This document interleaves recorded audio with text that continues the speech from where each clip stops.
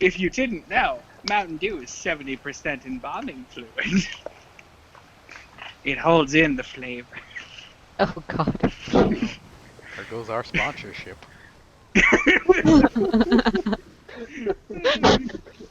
Tonight's episode of Fallout is brought to you by Mountain Dew Baja Blast.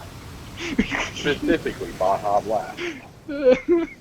Because that one We're time... actually sponsored by Taco Bell.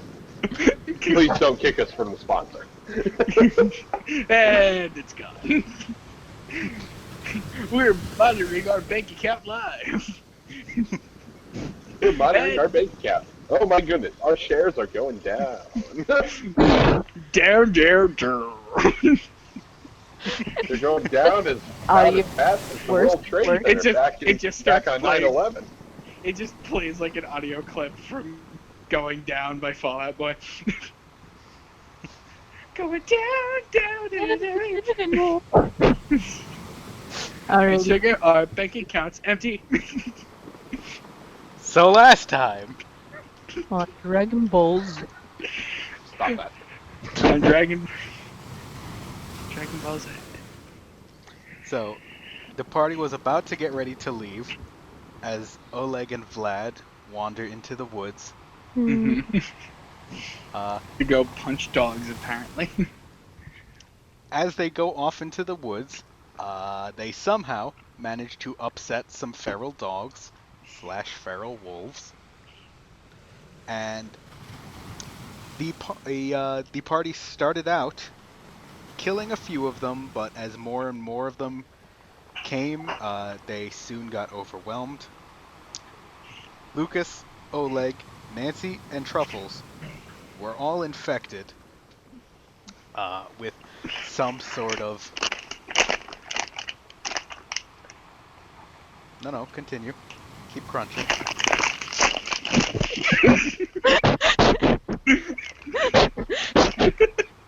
You're not waking up today, Lucas. It's not bad. Michael, you're not waking up today. I'm not asleep, bitch. You are now. Oh my god. Just like a big, what are they called? The heavy thing falls from the sky and hits him in the head. You mean an anvil? Like Peter Porker. So the dogs, their teeth were just blackened, grime-covered, and very clearly noxious and toxic in some way, shape, or form. Hmm? No, I just And was mixing it up. did he ask if you had any cheese? We had a bag of shredded cheese in the fridge, and I used that instead of my normal sandwich cheese. So he was looking at my sandwich like, what? Anyway, moving on. So, Lucas, Oleg, Nancy, and Truffles, they passed out from specifically the poison that had entered their bloodstream. The adrenaline was spreading it through their body a lot quicker than it normally should have. So, once the fight had ended, their adrenaline settled down and essentially ground the poison to a halt. Still spreading, but ground it to a sudden halt, which made their nervous system go into shock, which is what then made them pass out. Lucas was bit in the legs and the left arm. Both of his legs, by the way. Yep. Nancy was bitten in the left arm. And I am reading this word for word. Oleg was bitten in the arms and the butt.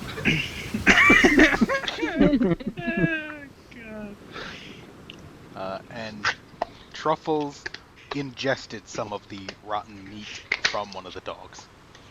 Truffles bit. Oleg just wakes up with George and Mom standing over him. George holding a ripper. He just looks down at him. I'm afraid we'll have to amputate.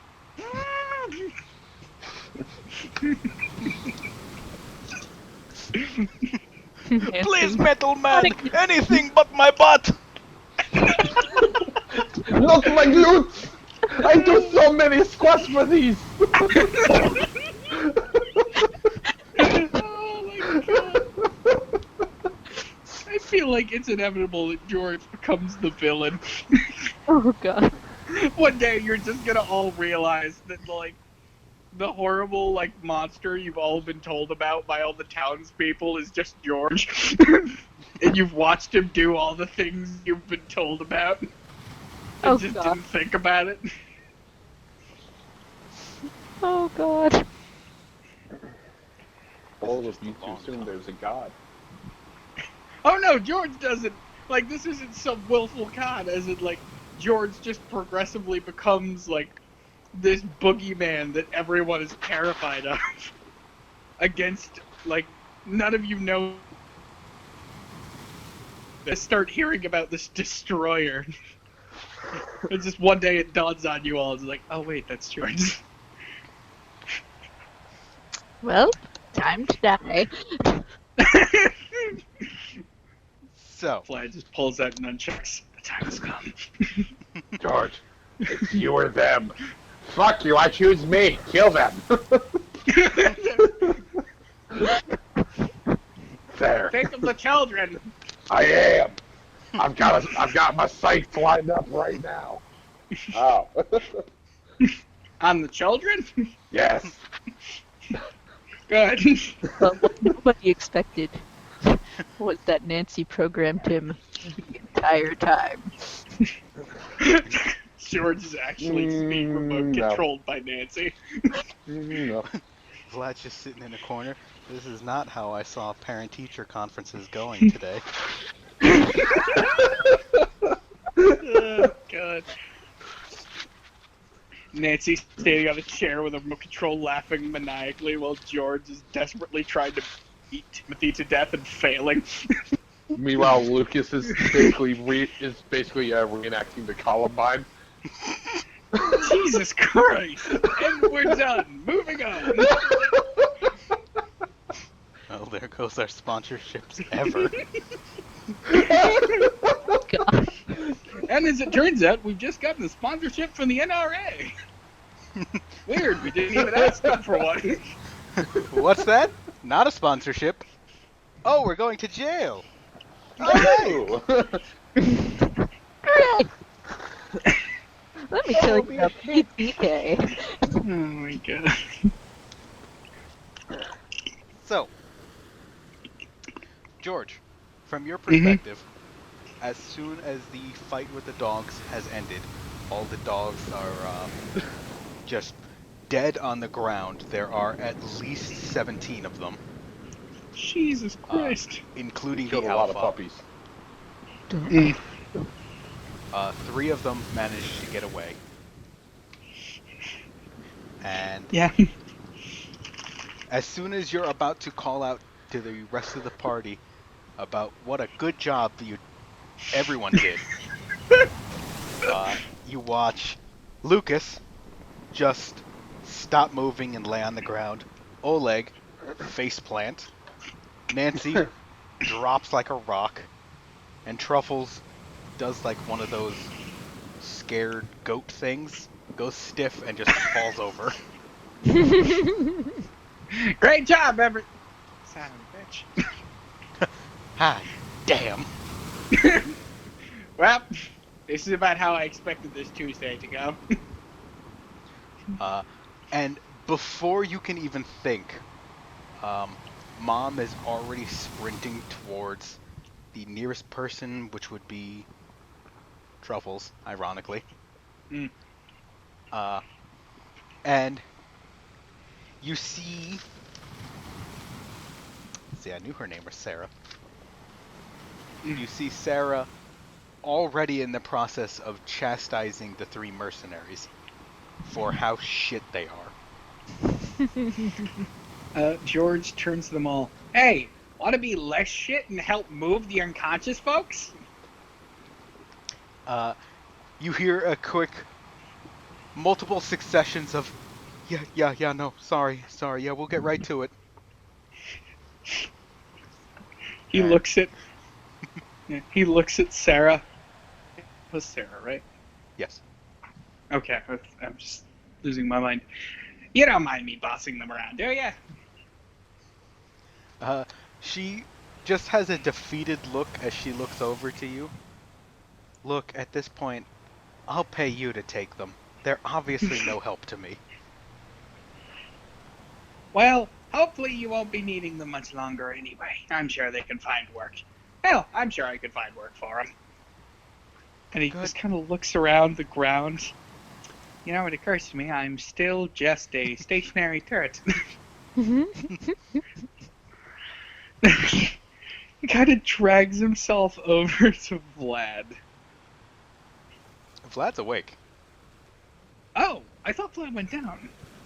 Vlad did not get bit. He was not bit. Huh. Okay. Knife. Never mind. He drags himself Ironic. over to Nancy. I know. Then. He drags himself over to the second most important party member.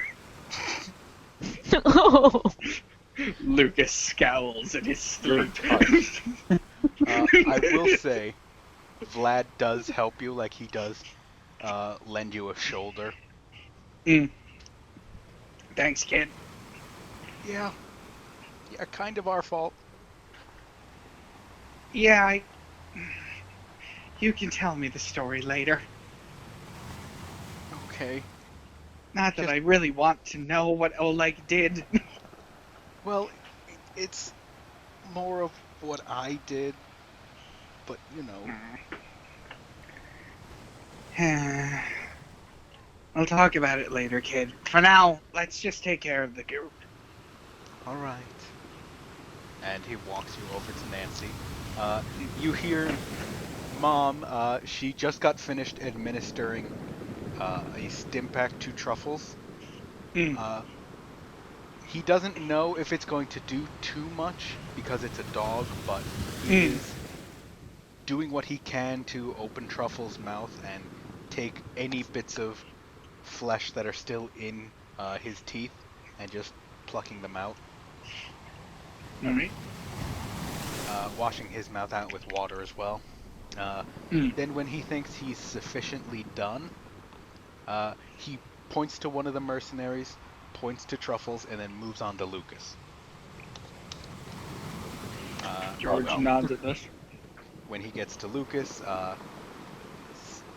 basically same thing, stabs Lucas with a stim pack, looks at the wound, opens it a little further, every one of the wounds, both legs and the arm, opens the wound a little further to try and scoop out any dirty things that would be in there, any rotten flesh or anything like that, just tries to scoop it out. Takes a quick little bottle of alcohol, dabs it on just his hand at this point, and just starts rubbing it in. Then afterwards bandages the wound. Finishes up with Lucas, goes to Oleg. Once done with Oleg, goes to Nancy. The whole process itself takes about 10 minutes because he is pretty efficient with what he does. During this whole time, he's not talking, and his face just shows no nonsense. He's doing business. Yes. Right now, he is in quote-unquote disinfected, bandaged, and with the mercenaries' help moved to at least the side of the carts. Sarah turns to you and says, how are we gonna continue moving onwards when everyone's out cold?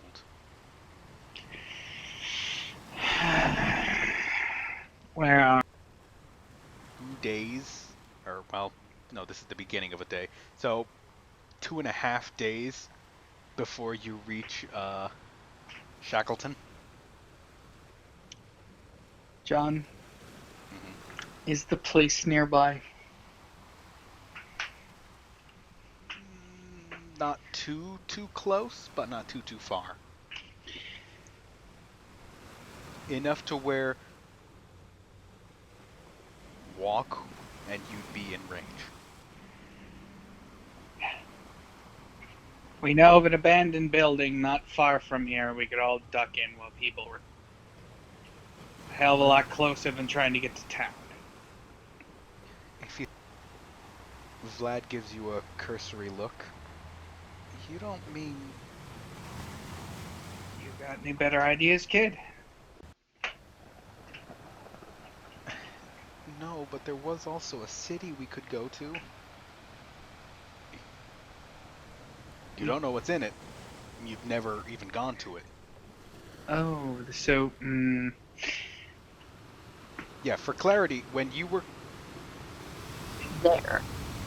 yeah. But that's George is, yeah. Mind.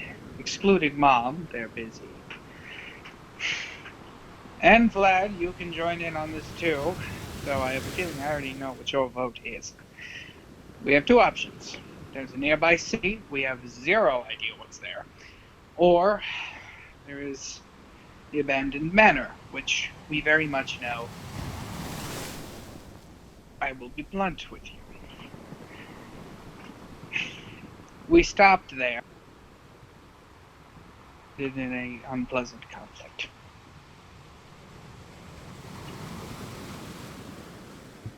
Glimmer of recognition in her eyes. Well, we can either go to, as you say, the city, or go to this place that you lot seem to have some history with. Would you like to know the story? Or from the peaches? And he sort of smiles and looks at Vlad. Ills. There's a reason expiration dates exist. Either way, yeah. Sarah looks at you. Do there. It sounds the safest and our best bet.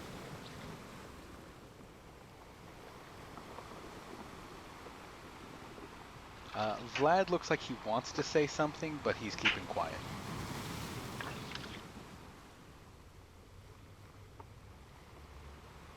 I have to go. Sarah looks at you,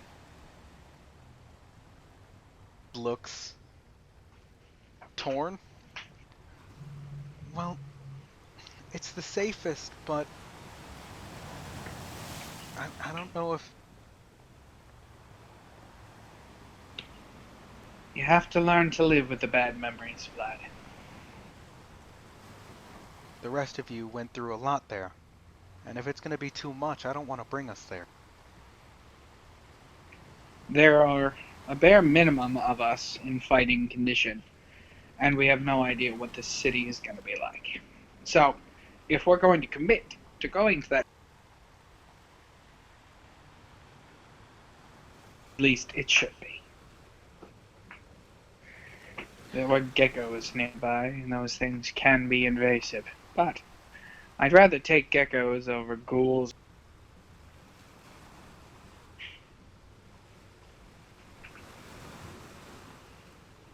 We'll pack up and get ready. Vlad, I want to talk to you on your own for a minute. If that's alright. You hear him say under his breath, "Oh no." Don't be worried. It's fine. George kind of tilts his head to Sarah, seeing as I'm assuming turning is a bit of a task.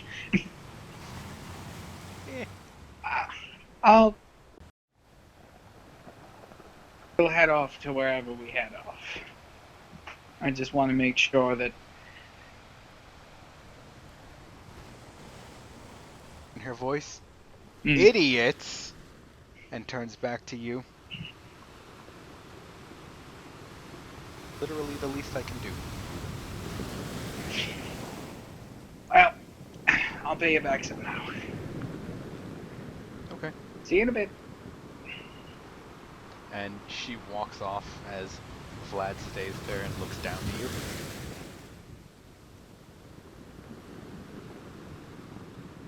you. that doesn't want to go to the manor? Or is it something else that is also telling you not to go to the manor? He looks a little surprised at that question. Oh, no, no, no, no. No, it's nothing like that.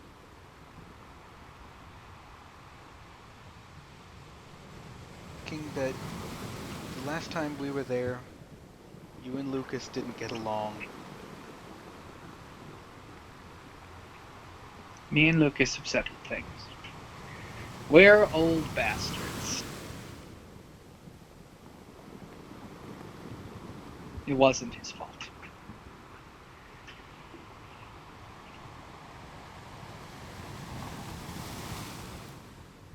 That's probably for the best.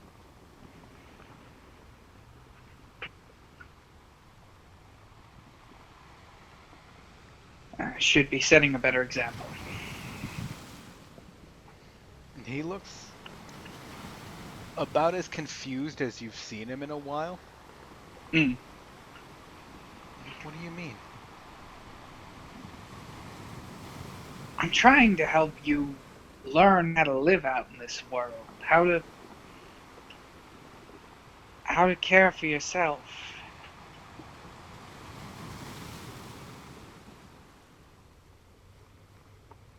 The sheltered life that you were given back in Freedom's Hill.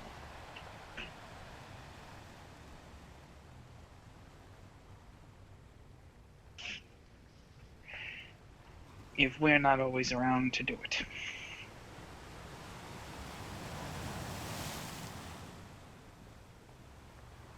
You know, It's not easy. Just have to keep pressing on, right? that's what we gotta do.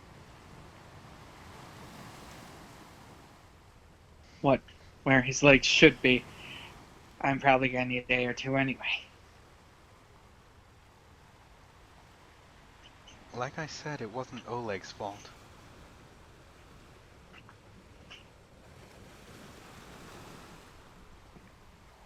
We were just out. We wanted to find food for all of us. Sure, we have these crates of food, but as far as I understand it, these are for the people of Shack.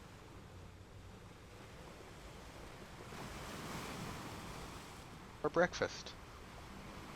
I wasn't as careful as Oleg was, and I wandered off on my own. Next thing I knew, I heard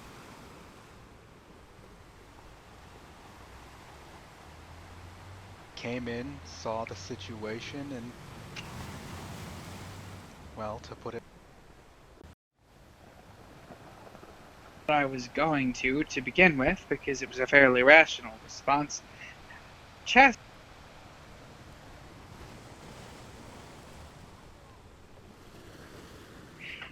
You heard what sounded like hostile creatures. You took a shot. Consider it a lesson learned.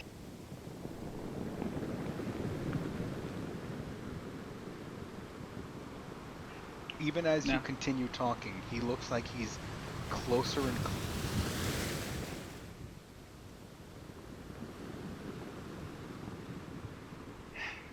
Vlad, we all make mistakes.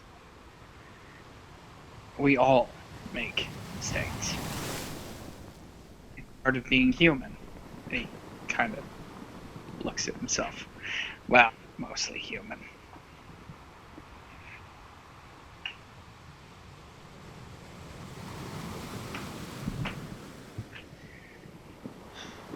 Some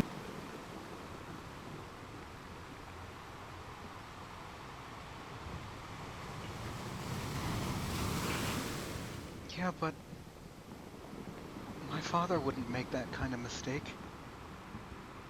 Are you kidding me? Vlad, do you What? really think he's infallible?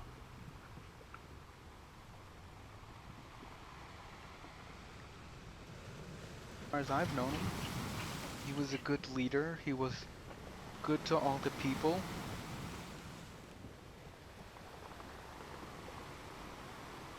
he's always serious. He can handle himself. He can handle himself. Couldn't handle you. Vlad looks a bit.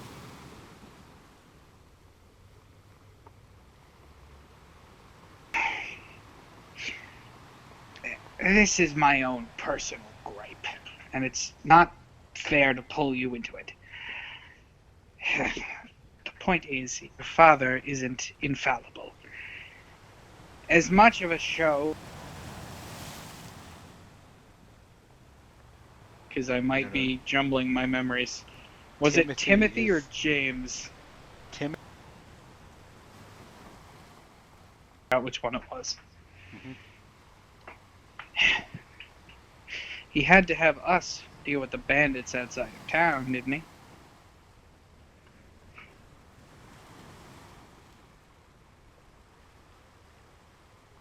We could have stayed and helped, but he insisted on doing it on his own. And look what happened. Well, He got told everyone everyone else to... And yes, you could argue it's admirable to stand your ground.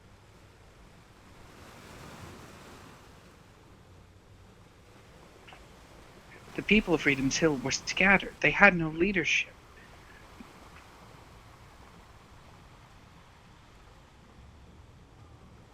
Doing to our friends.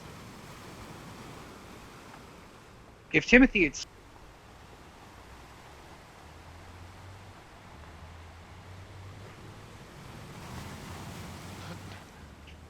But that wasn't his fault. He made a call, and it was wrong.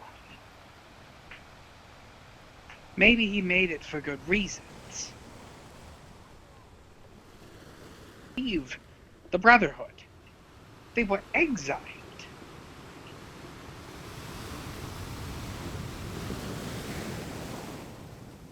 Patience of people. No one is perfect. No one.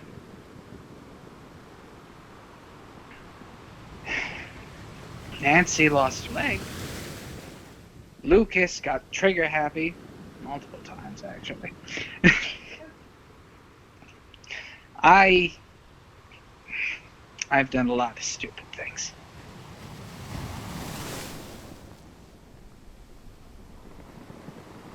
There's nothing wrong with admitting you've made mistakes, Vlad.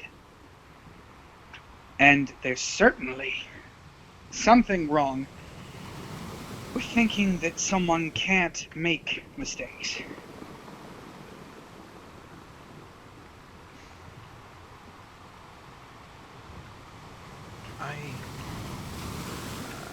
I have a lot I gotta think about. That's fair. I'm sorry. I'll help you on the cart if you need me to. No. I'll take care of myself. You go do what you need to do. And just stay safe. For me. Please. Yeah. And he blankly walks off. Not too far, still in range of the carts, and once everyone is on the carts, and once everything starts moving, how do you want to get onto the cart? Yourself, or do you want help? He's gonna try and pull himself up. Okay. Make an agility check. Alright. Nat fucking 20. Okay. Well, The I cart could is say, destroyed. I could say you simply pull yourself up with no effort and sit on the cart. Or Yeah. I could say you pull yourself up with such force, launch yourself into the air, do a triple front flip with no legs, land perfectly, arms spread eagle, and Mom claps, Sarah gives you a 10, and the mercenaries cheer. We're gonna go with the more humble option. Got it. What a bitch.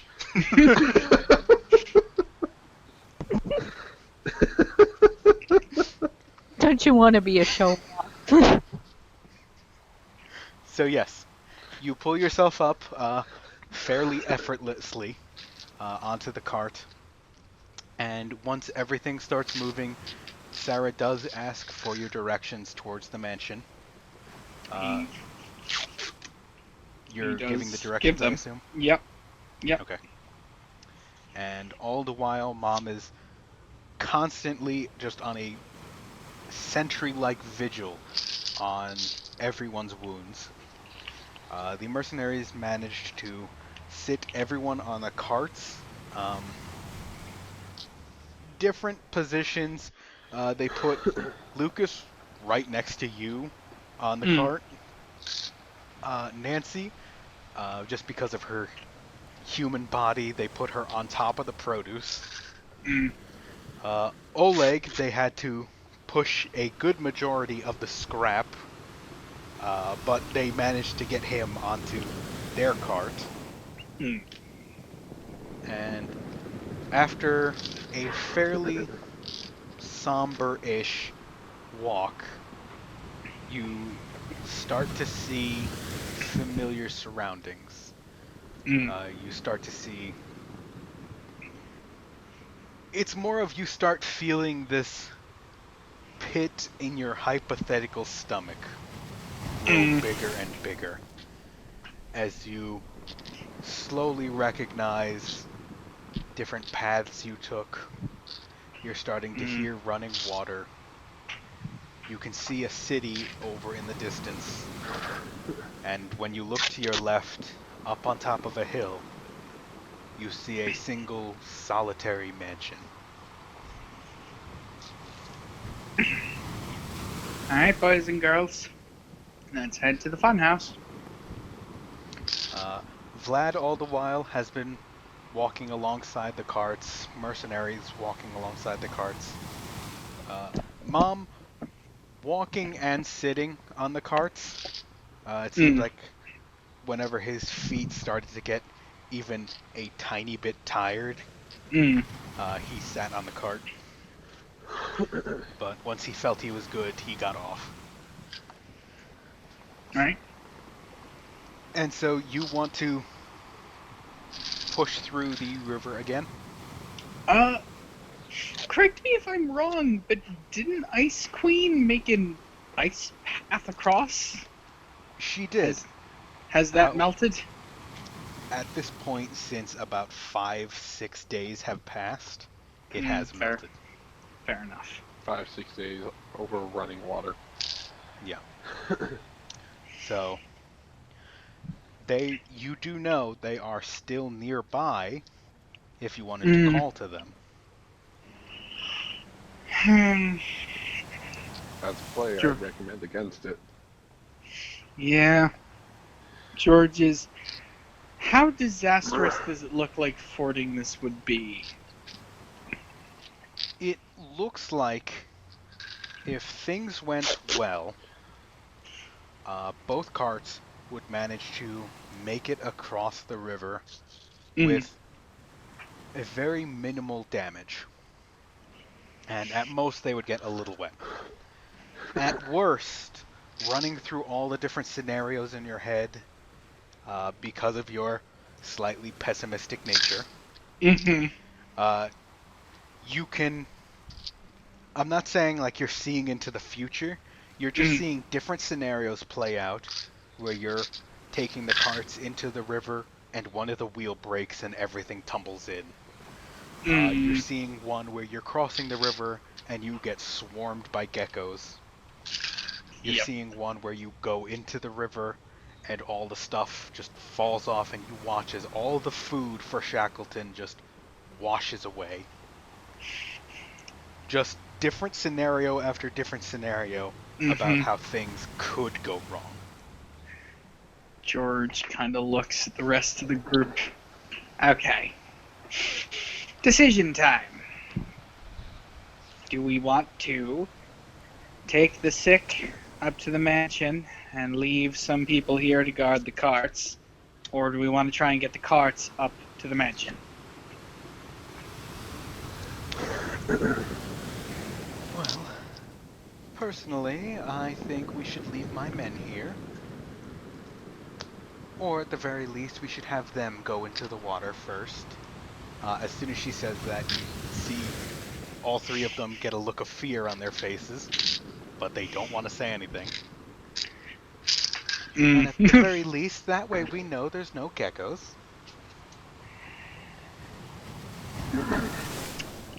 Okay, I have a thought.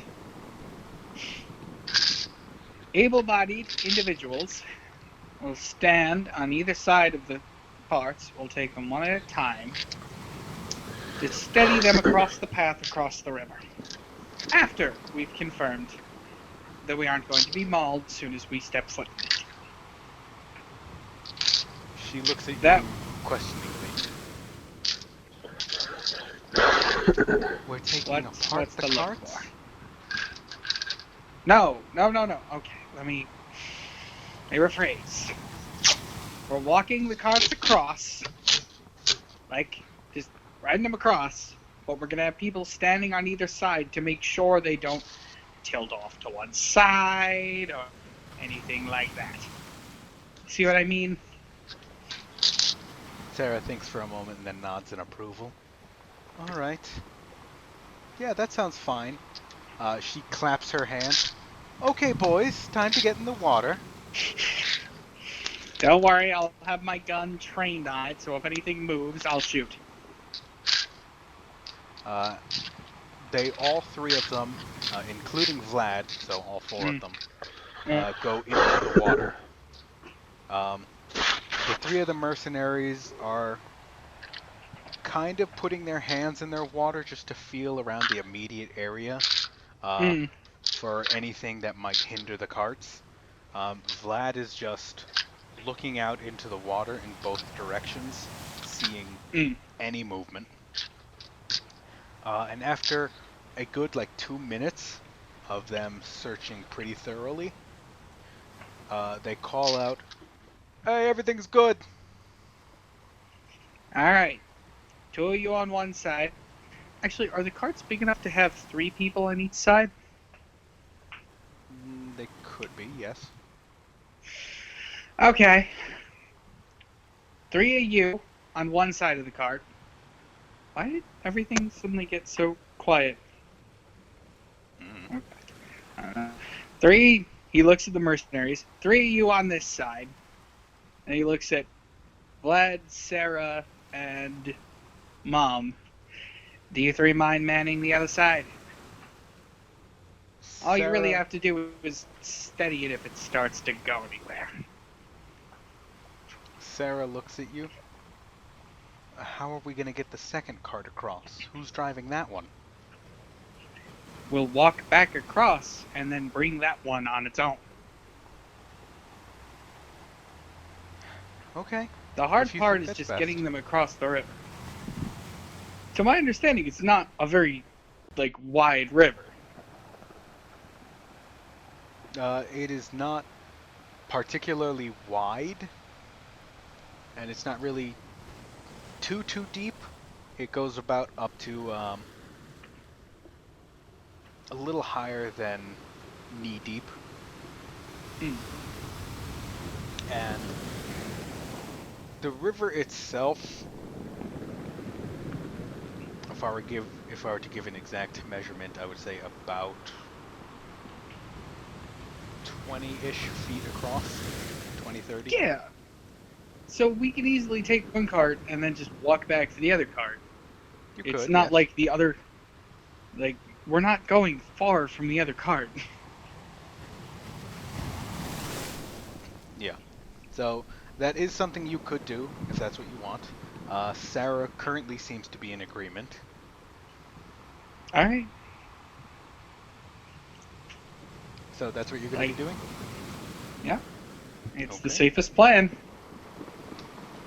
Let me... Oh, God. Okay. As the first cart is going through, It You watch as collapses. you watch as both wheels break. You fall into the water. Food washes away. Vlad drowns. Vlad drowns instantly. He hits the water. We see like 4,000 bubbles and then just nothing.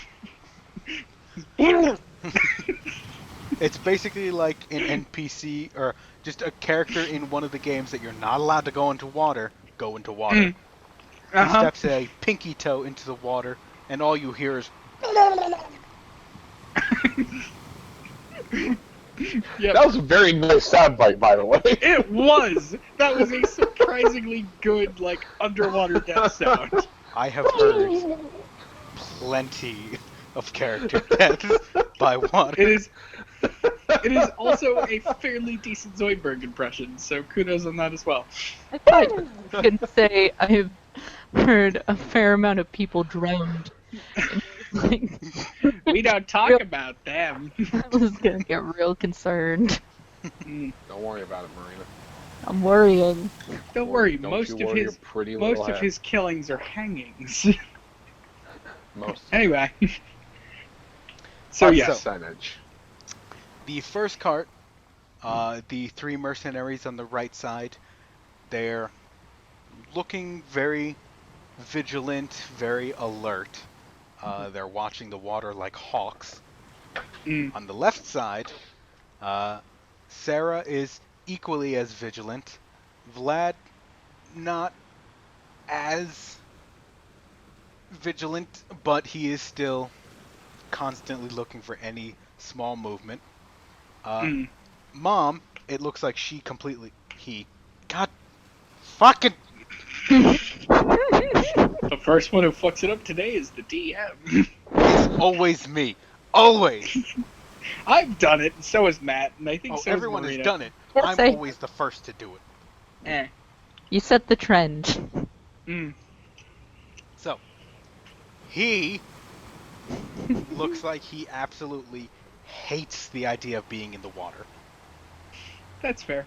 George kind of expected this, but at the same time, he's like, yeah, we're not losing all this shit. And after a very tense few moments, the cart manages to successfully get to the other side. Interesting thing to note, by the by, Mm.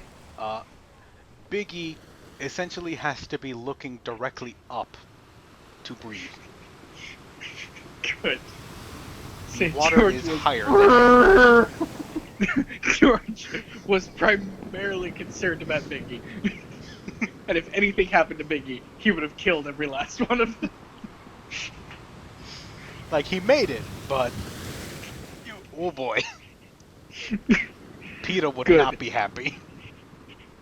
George scribbles down a note, get floaties for Biggie. It's a deployable flotation device. It's just a giant fucking, like, one of those, like, pool ducks.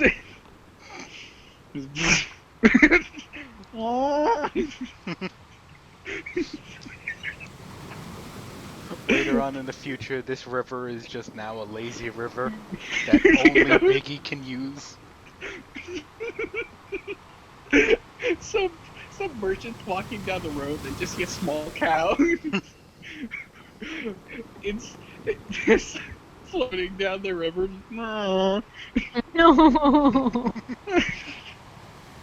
I love Biggie so much.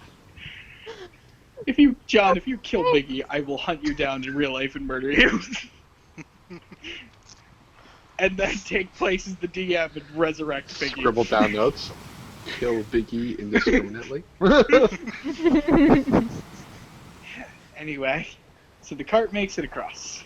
How do you want to get the second cart across? It was gonna be the same plan.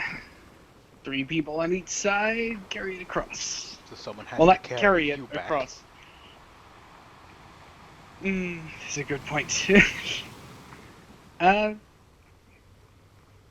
Would George weigh too much to put on the cart? Well, no, the thing is, you were driving the first cart. That's true. If you want to be Wait. driving the second cart, someone has to carry you back, or you just drag yourself through water. Mm. Or you could have someone else do it. I don't think there's anyone left. Mm. What do you mean? Well, aren't there? Well, okay, yeah, I guess we'd have to do it. There are 6 3 people in not one. doing anything. Well, 6 people were supposed to be escorting the cart. Okay, fine. Yeah, okay. George is gonna look at one of the bodyguards. You carry me across, pretty please. Please. He looks at you, looks over to Sarah, and then looks back at you. But the plan, I gotta stay. I can't move. She'll kill me. We're all going back across. She'll kill you. It's just kind of like, what? Out of the corner of your eye, you see Sarah. Her head is slightly turned. You don't see her looking at you, but you know she's looking at you. Look, kid, it'll be fine. Just carry the legless automaton across the river, and we'll take the cart across, and then we'll go eat peaches that are probably going to make you sick. It's a wonderful plan. He looks between you and Sarah, just constantly, before looking down, sighing, splashing some water in his face, and walking over to carry you across. Okay. One moment. Oh no. As he picks you up, he starts wading you through the water and carrying you across. When he gets about halfway, something stumbles him, and he drops you. Oh no. As you're falling into the water, you hear, "Oh God! Oh God!" George is going to, oh boy. What is George gonna do? George is going to, through some manner of bullshit, try to agility his way out of this situation. Okay. Make an agility roll. That is a natural 19. Okay. As you start to feel his hands slipping, as he's trips over something, you can feel that he's about to lose you. With as much grace as a gazelle, you manage to somehow swing yourself to be looking at him, grab onto his arm, swing yourself onto his back, and now you are holding onto him like Yoda held onto Luke Skywalker. Keep marching. He looks amazed, concerned, and confused. But he doesn't say anything, gives a nod, and keeps moving. I'm just as confused as you are. When he gets you to the cart, he puts his back to the cart and lets you hop down. And then he goes Hooray. back to his spot in the river. Alright, let's get this shit show rolling. So, same plan as before. Okay. Okay. As you are moving the second cart through, it's not as smooth as the first time you did it. Whether it be the guard kicking up something or anything, but it feels bumpier than last time. You do hear one or two things drop off into the water. Sarah herself looks mortified and just leaves her post and just goes to pick those two things up. But you do manage to get across the river once again after a few tense moments without any issue. It seems that for today, the geckos are not in the immediate area. I mean, did kill quite a few. You know. Alright, so we're gonna start heading up. Okay. Everyone gets out of the river. Sarah gets back onto her cart. One of the mercenaries takes you off and puts you on your cart. Mom is just in hysterics about his ruined clothes. The mercenaries go back to watching for any danger. Vlad is also looking for any danger, sticking closer to Sarah's cart rather than your cart. And then going up the same hill. And once again, that metaphorical pit in your stomach just keeps getting bigger and bigger. As when you're going up the hill, you do see those same, essentially flashbacks of the rest of the party walking up to the mansion itself for the first time. And once you get to the top, the gates are still open. Everything around is still dead and decaying. The house still looks the same as you left it, still decaying in some areas. Some windows are busted open. The top floor, now that you got to look at it from outside, the top floor on the left side is just not blown out, but you do see some wear and tear that you didn't see the first time. Yeah.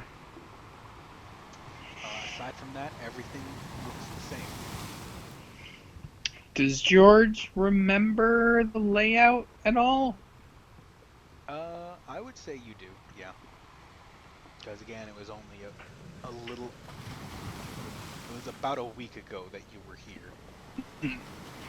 George is going to try and direct... Actually, he's going to look at the waking members of the party. So, we have a dining room, we have a kitchen, and we have some resting areas. Where do people want to go? Obviously, we need to get the sick to the beds, but if people need food, there's food. The layout of the house, as far as you remember it, so the first floor, the base floor, it has the dining room, 2 kitchens, the storage room for food, and then the living room, as it were, with just a few couches and chairs in it. You didn't really go in that room. But from what you saw when you looked in through the window, there were couches and chairs in there. The second floor was that ballroom. The entire floor was hollowed out and turned into what essentially amounts to a ballroom. And the top floor is what has been turned into that chapel. The basement had that mountain of caps. Not much else down there. There weren't really any places for beds. Well, the living room is an option, and people can always sleep on the floor. The closest to that would be the living room. He tells people where the living room, dining room, and kitchens are, and reiterates that the third floor has seen, I believe, 2 explosions. I believe. I think Or was it just... one. Either way, he warns them not to head up there. Okay. The house still is guarded by that brick wall fence, well, brick wall that surrounds the entire manor. The gate was still open from when you left. Nobody bothered to close it. Yeah. So, immediately Sarah says she wants all 3 mercenaries to do a quick sweep of the area. Mainly the outside, just go along the wall, see if there's any way for someone to get in. Yep. And then she wants 1 person at the front gate at all times. Even if the 3 of them have to take shifts, 1 person is going to be there. In this moment of Sarah giving out commands and orders to these 3, You see that Mm. even though she is a scrap merchant, she isn't that bad of a leader. Mm. When she mentions that someone has to watch at all times, George pipes in. If it would help, I'm not exactly busy and I don't exactly sleep. I could sit up on the rocking chair on the porch and watch from there. She looks over at you. All right. I had thought you wanted to stay with your teammates, but I mean that would be a great help. We'll still have someone out here with you, but you know, you will primarily be taking the night times when all of us are sleeping. He kind of looks at his unconscious friends. I'm not much use to them right now, anyway. She gives a slight knowing nod. All right. We'll prop you up on the rocking chair and we'll get to work. We'll move into the living room, as you say, and I'll have my men do a quick sweep of the entire house. Something to know. If they're going to search the house, and it is a good idea for them to do so, there are approximately 4 bodies on the 3rd floor staircase. Second and I third. believe 2nd and 3rd. We'd prefer you didn't disturb them. Well, I'd prefer. Well, I said I wouldn't ask questions and I won't. We don't plan on going to the second or third floor, so we'll leave them where they stay. I just figured it was worth mentioning. Don't I want them walking down a hallway and seeing some humanoid figures on the ground and thinking it's like legless feral ghouls or something. I will ask you. Did you tell Sarah and Mom about the mountain of caps in the basement?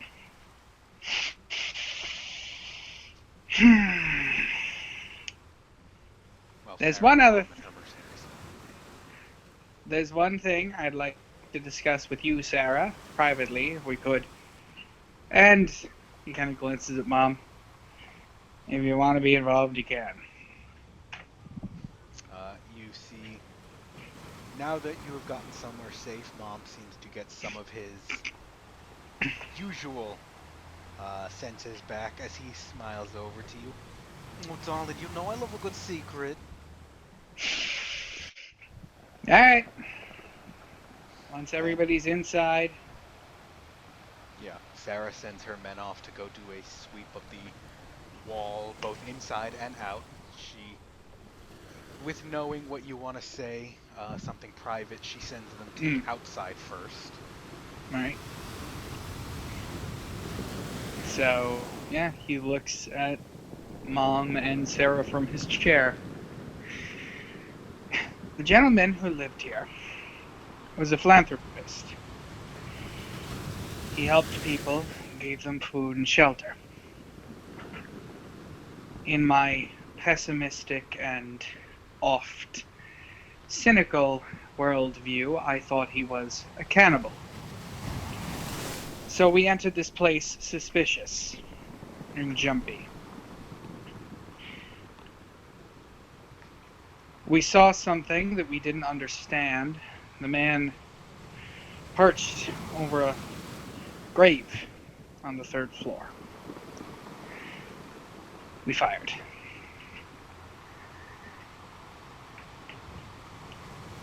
From there, I'm sure you can piece together what happened.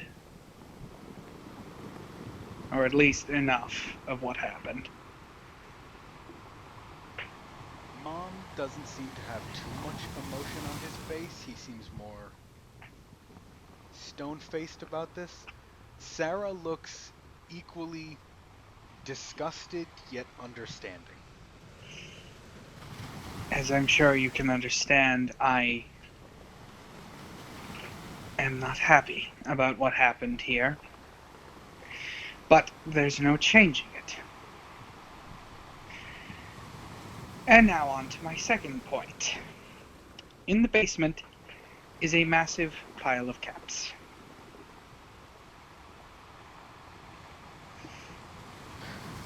How big a pile we talking? Big. Real big. I took only what I needed to survive because I understood it wasn't doing him any good. It would be...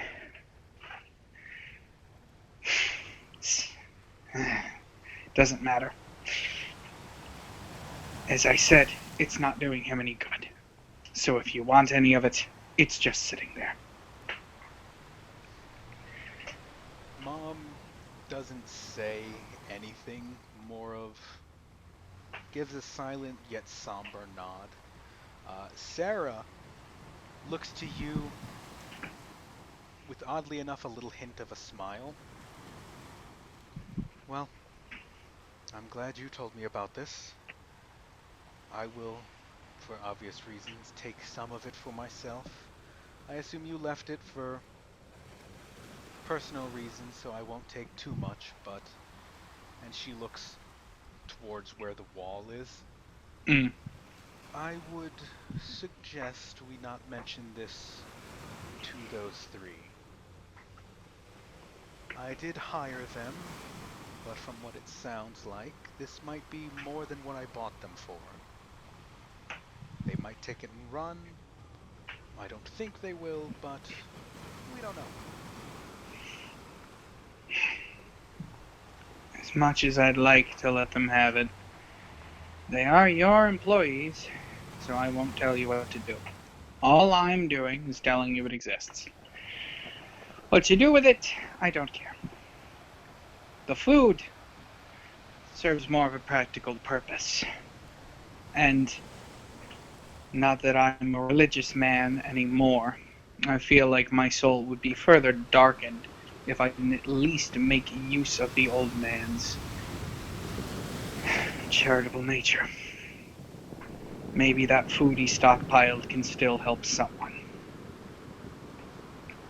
She gives you once again, just a knowing smile. It seems that even though you have been telling her all of this stuff, and even though you've brought some things to her, she has seen some things in her own life where this isn't the biggest thing. She looks at you. Well, it's honorable what you're doing.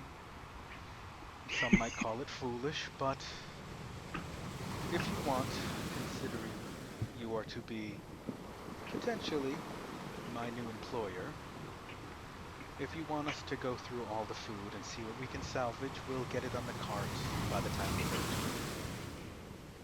I'd appreciate that. He does kind of extend his hand. I know we've already done this, but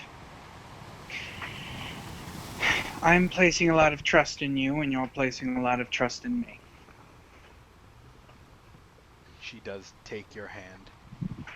Yes, it seems like trust is usually hard to come by out in the waste these days, but I like to give people the benefit of the doubt. If you don't, you end up like me. He kind of looks down at his sorry state, which obviously you don't want. She looks at him almost horrified. Well, of course not. I still need my legs. I am a traveling merchant, you know. I've been thinking about installing tank treads. That could work. Well, if it works, it works. If it doesn't, well, you could still move around. Yeah. He kind of looks at Mom. So, can I ask you to take care of my friends? I'm assuming I don't even have to ask. Mom does look down at you. He looks at you a bit differently. Not hostile, but more of...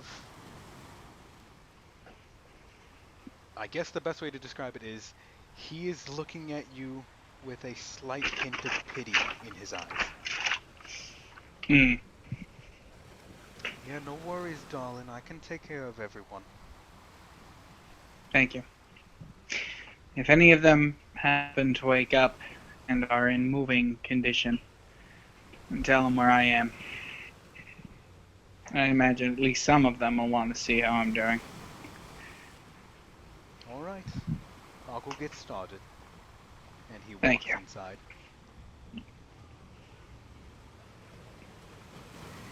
He just kind of leans back in the chair at this point. I will say he has the double mag out, but he's not like pointing it at anyone or anything. He just kind of has it accessible if something were to happen. You just have it ready. Yeah. Okay. Um. So, Lucas and Nancy. Yes. Present. While all of this was happening, Oh boy. Dream time. you two are in a fun loot planet. Oh boy. So, this time, much like the last, you are in a cold, dark, and damp location. There is no light. You cannot hear your own voice. You cannot hear any sounds. It is dead quiet. Except for the weasels. The only difference is it's a weird sensation once again. It almost feels as if you are looking at yourself through your own eyes. Uh-huh. It's like a third person view looking at yourself without seeing yourself but knowing you're there. And Okay. you can still see through your eyes as well. And through your eyes, both of you are staring at each other. Mhm. You're both standing in this empty, wet, dark void of a place. You see each other. Instinctually, you both try to speak to each other, but no sound, no nothing. Mm. And it's not like you see each other in low light. It's almost as if your bodies are a source of light. Nothing else around you is lit up, but you can see each other perfectly. Just standing in a dark void. What would you like to do? Are we able to move? You can try. I'm gonna attempt to walk towards Nancy. Okay. With a weird feeling, once again, you are looking down at yourself without seeing yourself. You know you're moving because you can see Nancy getting closer, but it's just a very weird feeling. You know you're moving. You don't feel yourself moving, but you can quote unquote see yourself moving. Uh-huh. I'm gonna try and wave to Lucas. Okay? Same deal. Same weird feeling. You know Do your I arm is moving. And Lucas, you see Nancy waving. Okay. Nancy, you see Lucas coming towards you. But, again, neither of you feel like you're moving your body. But you know your body's moving. Okay.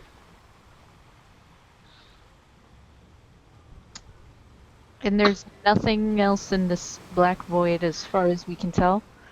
As far as you can tell, there is nothing else. You do know that there is a dampness in the air. You do know that it is very cold. Not to the point where you're shivering or seeing your breath, just innately, you know it's cold. Nancy's gonna hold out her hand to Lucas to see if he takes her hand, if anything happens. Okay. Am I close enough to take her hand? After walking a little bit and getting used to moving, you do see Nancy Okay. I'll take her hand. Okay. Is this where we say our vows? It is. Charles. The second you two touch each other, it is even weirder than what you originally felt. It's a little confusing to describe it this way, but you are looking at yourselves. Without seeing yourselves, you know you're touching something, but you can't feel it. You can tell that both of you are squeezing onto each other's hands, but you have no feeling in your body. You know it's feeling it, you know it's happening. You just feel very, very weird. Nancy just kind of looks to Lucas in confusion, as if to say, "Do you know what the heck is going on?" You're just... I kind of... Huh? Are you saying that, or are you thinking that? I'm thinking that and giving him a face. Okay. As Well, you think that, oh, to both you and Lucas, you hear your voice echo throughout what it sounds like is a chamber. And Lucas, even though you didn't see Nancy's lips moving, you heard her question what is going on. And to you, it feels much weirder than what it feels like to Nancy. So Nancy, when you speak, or well, think, it resounds throughout the area, and you just hear an echo of yourself. Lucas, you hear that very same echo, you hear it resound through the area. This is the first thing that you feel run through your entire body. It feels like you can feel her voice whenever she thinks.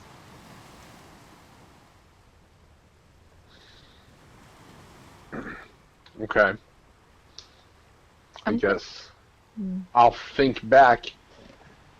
So is this gonna be how we're supposed to communicate in here? I'm gonna think back in John for the record. Well, hold on. Does she hear that? Do I hear that? Yes, once again, you hear his voice resound through the area. And Lucas, you hear your own voice resound through the area. Nancy, it was a longer sentence than you said. Your entire body just fills with vibrations as soon as he thinks something. I'll peek at this, and just assume for the rest of this kind of dream segment, that whatever I'm saying, Nancy is thinking, um, just so it's easier that way. Um, I guess so. Oh, kind of weird. Everything echoes. Any further development on how it feels, John? It just feels the same every time she thinks something.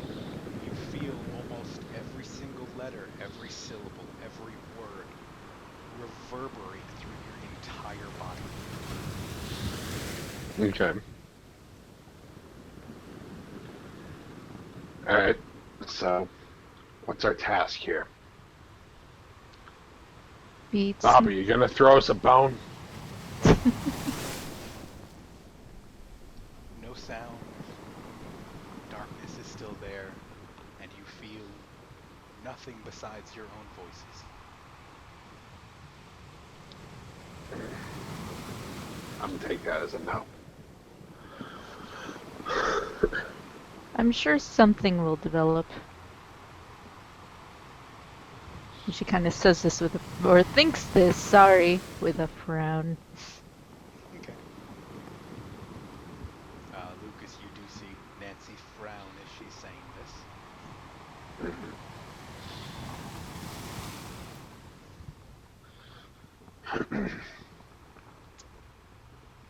So we fainted, huh? Yeah. I got bit a bunch. Yeah. Probably gonna be out for a bit longer than you are. Sorry about that. If I find more medical supplies, I'll do my best to help. I hope my body is in one piece right now. Though with current company, I'm not entirely hopeful. I think if it was missing in, the waking world, it would be showing in this one, right? Do I I doubt that. your I bites, doubt that. John? Taking a closer inspection of the other person's body, you do both know where each of you got bit. Nancy looking over Lucas, you don't see any bite marks or anything on him. And Lucas looking at Nancy, there is no bite mark on her arm or anything. Ah, so this is our spirit selves. Cool. No, this is just their conscience that the Babadook is deciding to fuck with. Nancy, Mm. well, Nancy and Lucas, I want both of you to make an intelligence roll. 12. That's a 16 plus 2 Okay. is 18. During your conversation, as Nancy, as you are watching Lucas, his facial expression is slightly changing, as if he was talking, but his mouth isn't moving, as he's making conversation with you. Mm. Lucas, same thing with you. You are seeing Nancy's facial expressions change as if she was talking to you, but you only hear her voice. Nancy, Mm-hmm. in your head, and Lucas, I'm going to need you to tell me this one. In your head, you hear Lucas's deepest fear. And it does not seem like he is the one saying it. Oh, what did I write?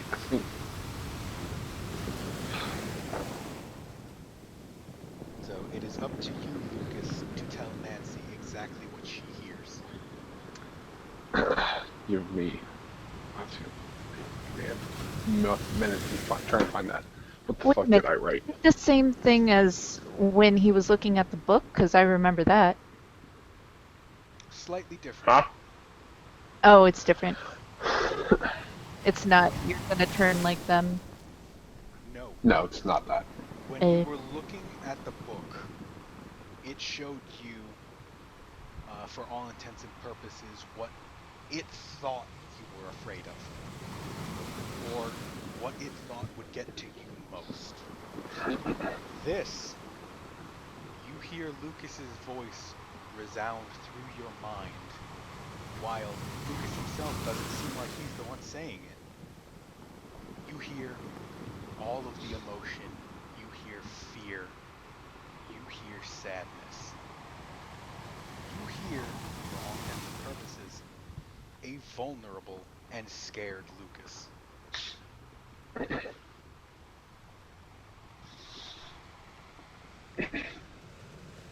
Okay. I don't want to be betrayed again. Centuries. Well, one. I've had people stab me in the back over and over again. Some of it deserved. Some of it I don't think it was.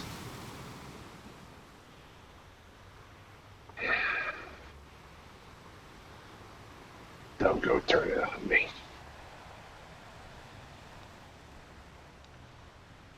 And even though it wasn't too long of a sentence, this one does not reverberate your body.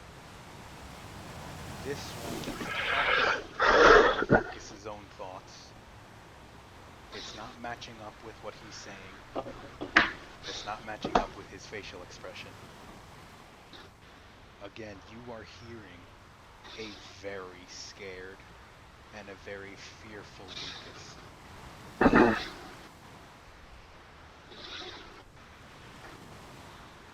Nancy kind of takes this in with, at first, disbelief, not quite connecting the dots, but eventually she puts it together. And then just kind of, with a determined furrow of her brow, we'll get descriptive with this. She takes his hand a little tighter and thinks out loud, "I won't betray you." Lucas, as you were already beginning, this came as a completely out of left field thing for her to say. I'm aware.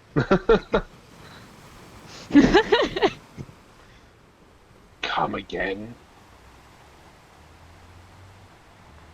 I don't know what told me this, Ah, but I know you're afraid of being hurt again.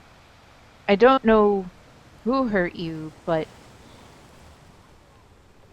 I want you to know you can trust me. Even if I fuck up sometimes, I'm trying my best to learn. And I would never do something to spite you.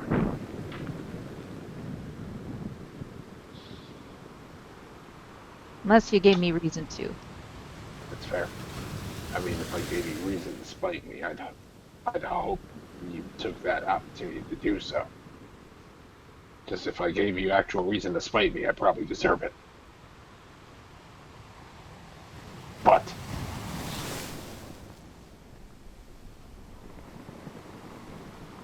don't leave me.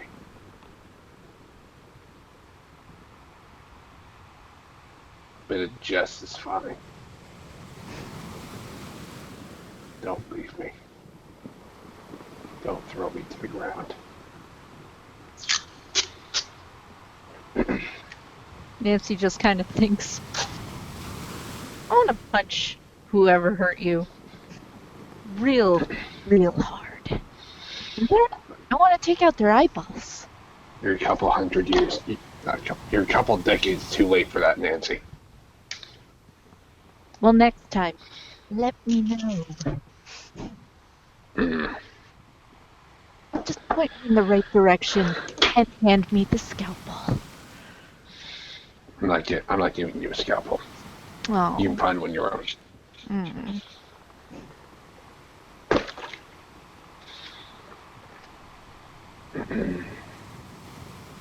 So, I'd buy a scalpel.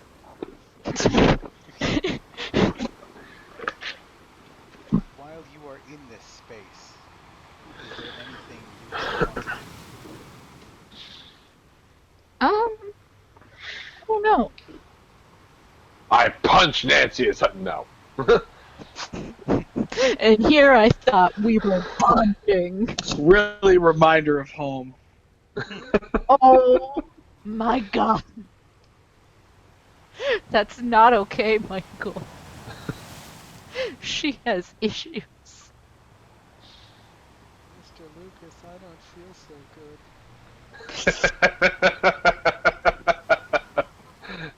Well, Vlad's dead. Time to move on. No!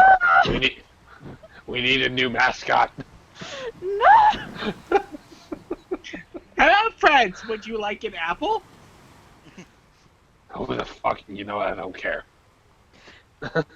I want to hug him. I don't know who he is, but I want to hug him.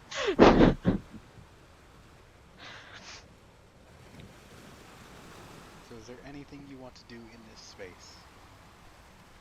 I think Nancy's just kind of looking around at the moment to see if there's anything of note.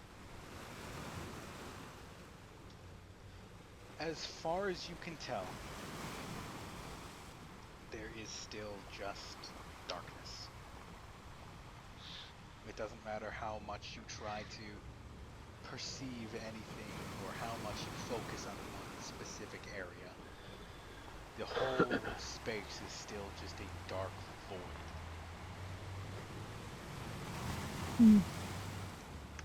what do you think this place is?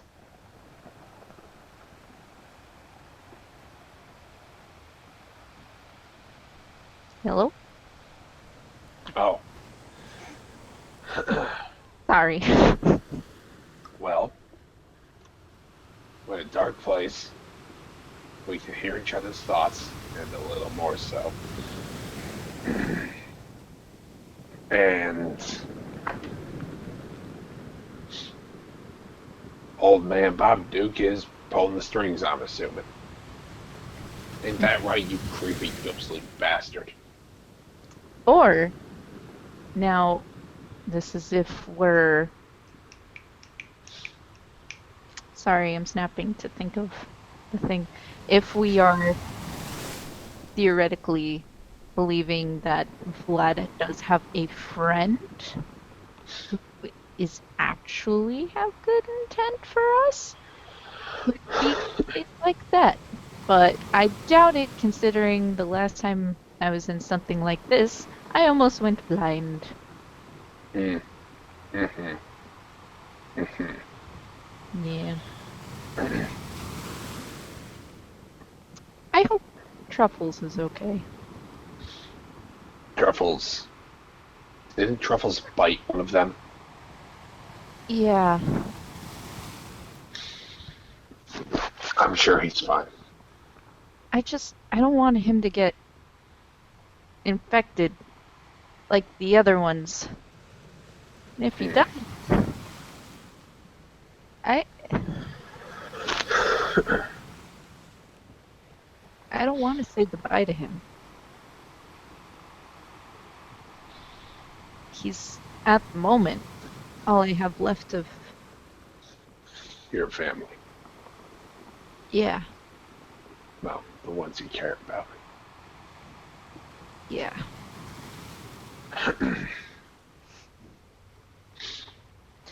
I hope that I can... I want to fix them, but I don't know how. I've always thought if I just find Bella, I can fix them. But I've prepared myself for maybe not being able to, but at least having her in Truffles, if I'm lucky. Mm. I don't know what I'm gonna do. I can't afford to think like that. No, you probably can't. You're still mortal. For all I'm aware, I'm technically mortal too. I don't know how old a ghoul can get. What's the oldest ghoul? How old is the oldest ghoul you've met? Don't know. I've never bothered to ask. So far as I know, and John can correct me on this if he knows or if he's decided, but I don't think ghouls have been known to die of old age, because there are still ghouls alive from before the bombs. Yeah. So if there is an age limit for ghouls, it hasn't come yet.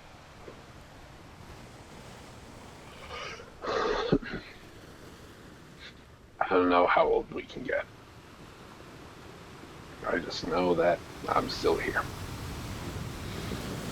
For now.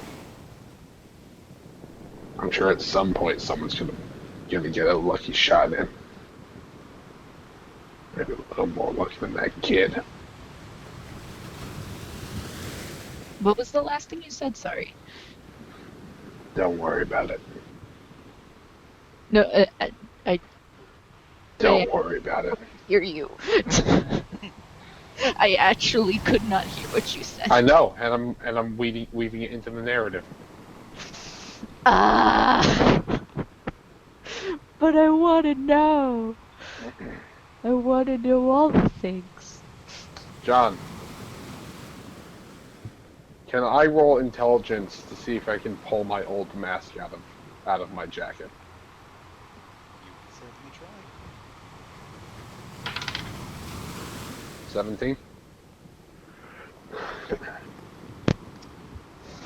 you reach into your jacket pocket,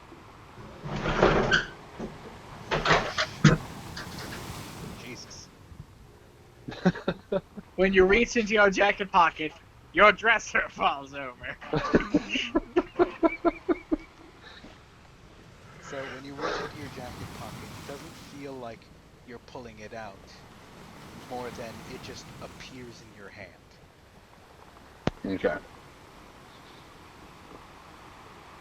And so I pull it out of the jacket. It appears in my hand. I pull it out all the way. I'm kind of looking it over. And to clarify, Nancy, this is a well-weathered black and white polycarbonate mask designed to look like a skull with eye holes in it. Huh. Where'd you get that? I made it. Why'd you make it? My own reasons. That's awfully cryptic. And here I thought we were getting to know each other. Do you really want to know what this mask was for, Nancy? I mean, you pulled it out, and there's...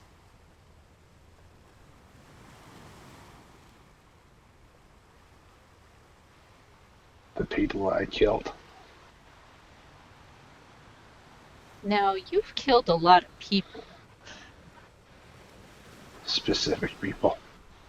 Not bandits. Not farmers. Soldiers. Why did you kill them? You know that book I carry around? Yeah? One of the files I keep in that book is my death record.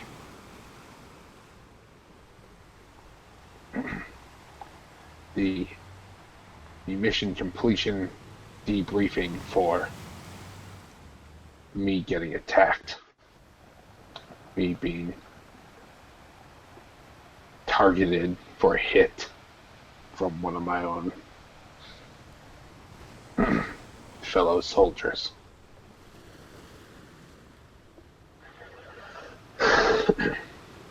Why did... Do you know why they wanted to do that to you? Insubordination.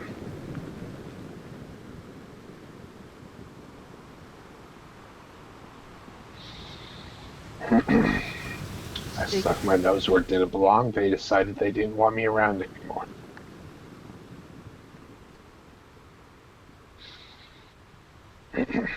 They. Hmm? Who is they? The Enclave. Oh. You've probably never heard of them. I've heard you mention it in passing, but I never really asked what it was. Bunch of science nuts. Worshipped the computer. Well, not necessarily worshipped. Aside from the Brotherhood, for the longest time was one of the other largest factions in the Wastelands. Mm-hmm. Then they got their asses whooped a while back. Got shoved into the dirt repeatedly. Especially out here in the East Coast. Even worse, where they started out west. Why were you with them? I was born into it. Oh. They were pre-war? Not that I'm aware. As far as I'm aware. John, The Enclave were formed after the war, weren't they? They formed basically. Technically, the Brotherhood and the Enclave essentially came into existence the day the bombs fell, from the divide of the U.S. government splitting in two. Yeah. So, you could say that they were pre-war, but not really. Many of their founders were in fact, all of their founders were pre-war. Everyone who started the Enclave, as well as the Brotherhood, were alive pre-war. However, the factions themselves technically started post-war. Yeah.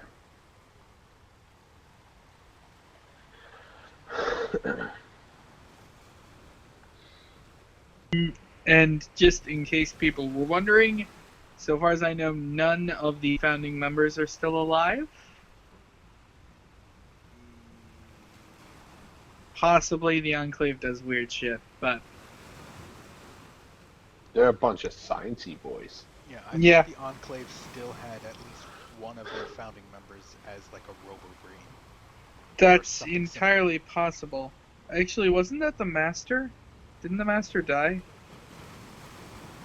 It doesn't matter. Alright, I'm muting myself again. Either way. Yeah. Kills a lot of people with this mask. Well, while wearing it, rather.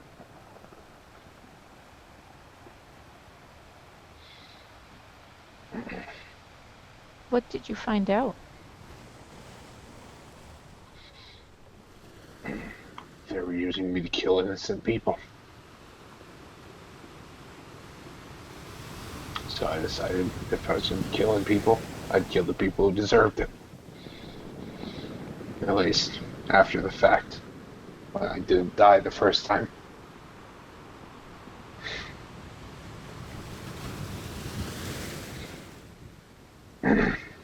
Kid assumed it's usually a safe assumption.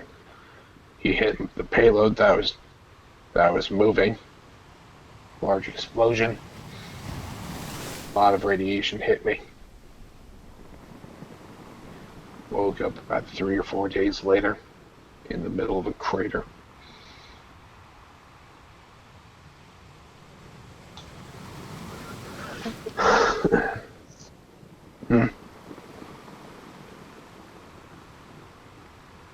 What? So they made you like this. Yep.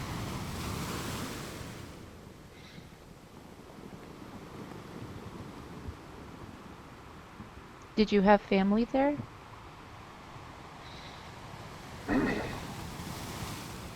If I did, I wasn't very close to him. I was just a soldier. I was born, put through schooling. I was never very good at it. I turned, I think, 16.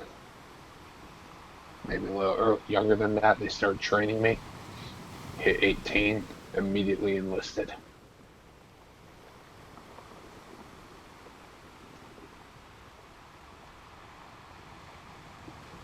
Well, Not my decision either.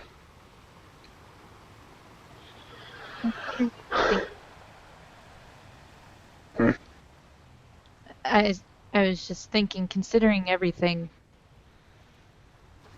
I mean, I probably would have done the same thing.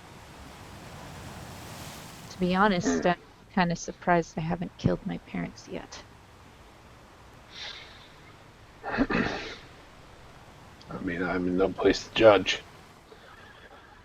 I'm sure a lot of the people I killed were parents. They had their own families. Not even talking about the ones that I didn't know were like that. Officers, commanders, leaders, more higher ranking individuals. Did you kill kids? No. No. But I've no doubt that I robbed them of their families, some of them.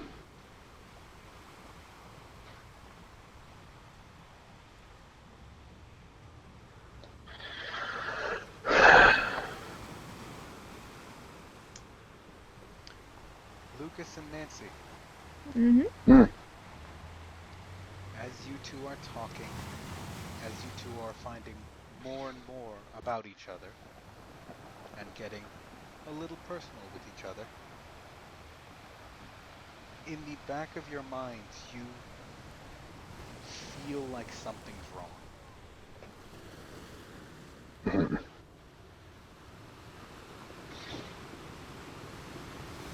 Okay.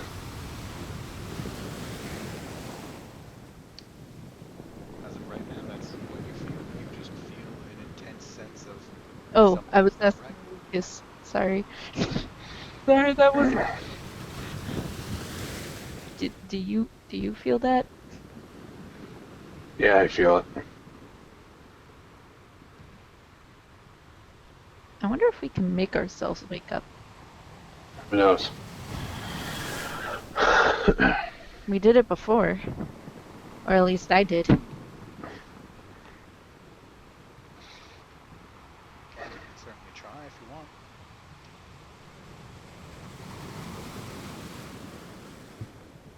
Intelligence check? First. That would be an intelligence check. And say again, Marina. Oh, I was sorry. I was just gonna say, Lucas, you try it first. I don't want Natural to 20. be alone.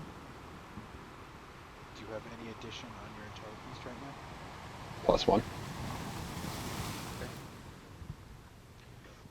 After trying to will yourself awake with every bit of mental capacity that you have, you think to yourself, I will wake up. I'm done with this place. I'm done. I'm going to wake up. You get to the point where you're thinking so hard that you close your eyes and try and force yourself to wake up. And as soon as you open your eyes, you are now in a different place. And Nancy, from your perspective, you watched Lucas try. You almost see a vein popping in his forehead. He closes his eyes and he disappears. Lucas? Lucas, Lucas? Lucas? Lucas! Lucas! Dun, dun, dun, dun, dun. Dun dun dun! Da, da, da, da, da, da, da, da, da, da, No, that Marina. da, da, da, da. Marina, stop. That's not what we were doing. The new thing. I'm now just imagining it's like it's the same like Metal Gear death scene, except the Six Flags guy just starts suddenly comes onto the screen dancing. It's Nancy. Except he's also in like those graphics.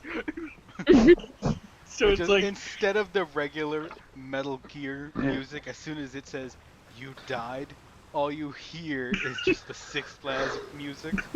but it has to be in the style of the Metal Gear music. Da, da, da, da, da, da, da, da, da, da. Exactly. Alright, I'm muting myself again.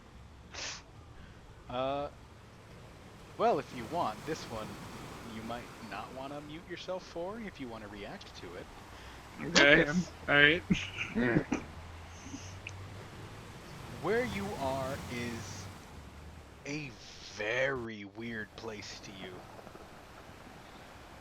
As you take a look at your immediate surroundings, you are no longer in that dark hole of an area. You are currently standing seemingly in a field. There is bright green grass all around you, fresh trees, the sky is blue, there are pure white clouds in the sky and a very bright sun in the sky. From So everything I'm you still. can see, and with your knowledge and digging through the Enclave files and everything, this looks like a picture-perfect representation of pre-war. Okay. So I'm still sleeping. This is great.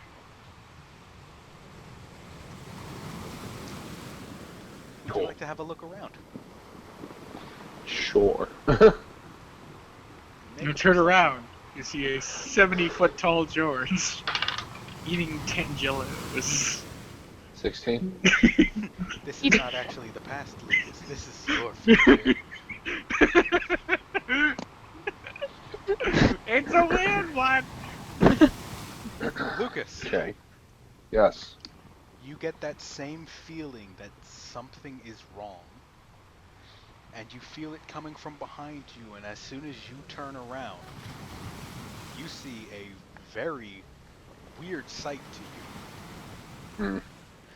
You see men in green, what you can perceive as military gear, Mhm. shoving around some people. On closer inspection, these people look different than the men in the green uniforms. The men in uniforms have what you know as an American flag on their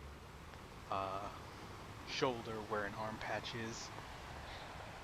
You see them wearing helmets, holding rifles that currently post-war you don't have.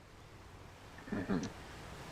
And you watch them shove these other people who have a slightly different skin color.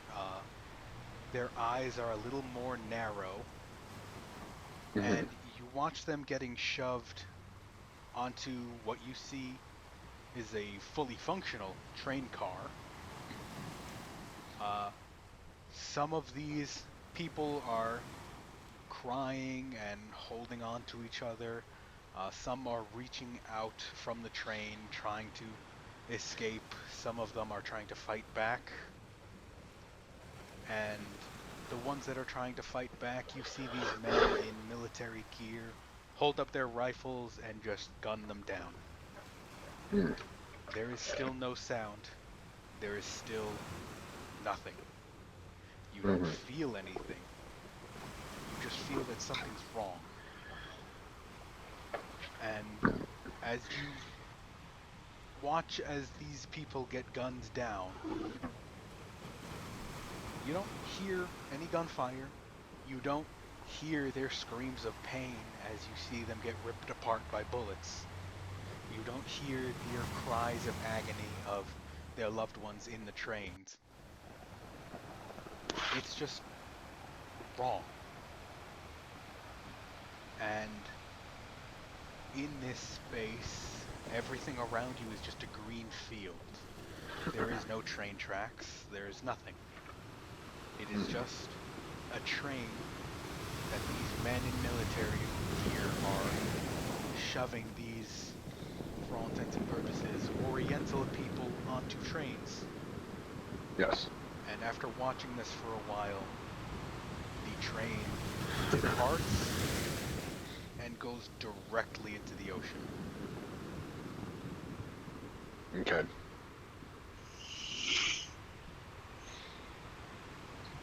Alright. Still asleep. Doesn't know what that means. Gonna try to wake up again. Okay. I'm like saying this to myself. Make another roll, and Nancy, if you want to make an intelligence roll, you can. Oh, I'm 20 still stuck in total. that space though, right? Yes. Natural 19 plus 1. Okay. I nat one. Ooh. Oof. Oof. Oof. Oof. Mm-hmm. With my bonus, that's a 3. Nancy's dead. Okay, so Marina, re-roll a character. We'll talk more about other characters you can play. Mm-hmm. Just puts Odette in here. Jesus Christ. Marina, Yes? as soon as you try to start thinking about trying to get out, trying to wake up, as soon as you have even an inkling of a thought, you just start getting bombarded with screams of terror, pain, and agony from men, women, children, the elderly, the young, the youthful, the fat, the skinny. It is just a cacophony of voices all screaming in pain, agony, help me's, don't do this, this isn't right, this is inhumane. And right now, you are currently unable to do or think anything because these voices are just too loud. There are too many of them for you to even make out your own thoughts among them.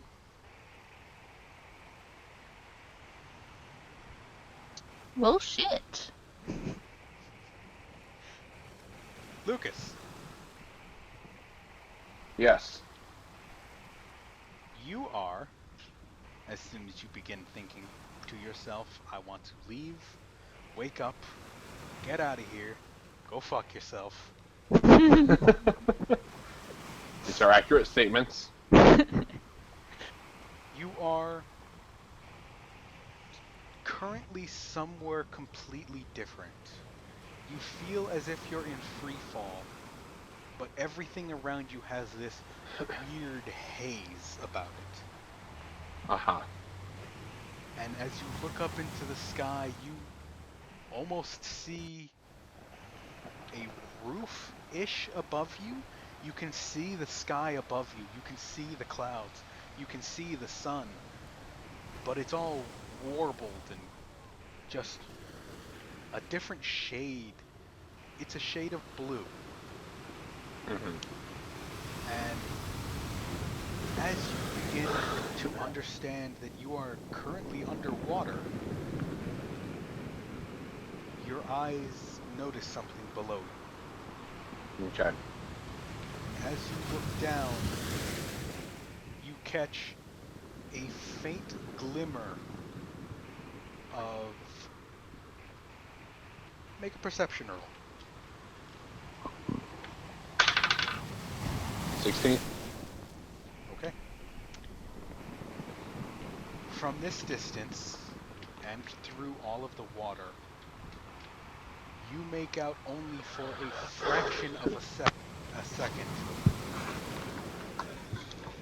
a city in a dome on the bottom of the ocean before poof, and you open your eyes into the living room Mm-hmm. with Mom currently tending to Nancy, and you are back in the waking world. Hey, I'm back. Cool. Alright.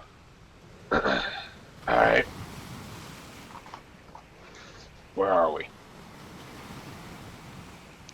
We're not in the woods. Where are we? Before we get to that, Nancy, Yeet. for you, it feels like it has been hours on end of this barrage of voices. And only after you are on the breaking point do the voices settle. If you want to try and wake yourself up, you can try that.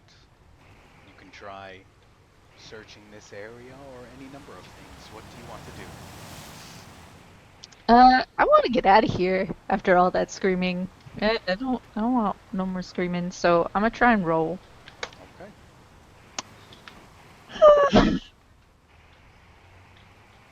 It's an oof. It's a what? A 4. plus 3 is 7. Oof. Plus 2 is 6, actually. Sorry. I miscounted my bonus. Oof. uh, So, please, no more screaming. with at this point you aren't even aware of it, but with tears running down your face, being unable to take any more of this, you start to think, please, I want to get out. I need to get out. I need to wake up. Your entire body starts feeling a rumbling. A deep rumbling that after a while you sort of recognize. It's a rhythmic rumbling. Boom, boom, boom, boom, boom. Oh, that's a heartbeat, all right. And after you realize that it is the reverberations of a heartbeat, behind you, a wall of yellow light slowly starts to appear as if a door is opening. More of a garage door, but a door is opening nonetheless. Do you want to turn around? Like, face away from it? You will currently have your back to this light. Do you want to turn around or stay facing away? Fellow players, you can help her out if you want.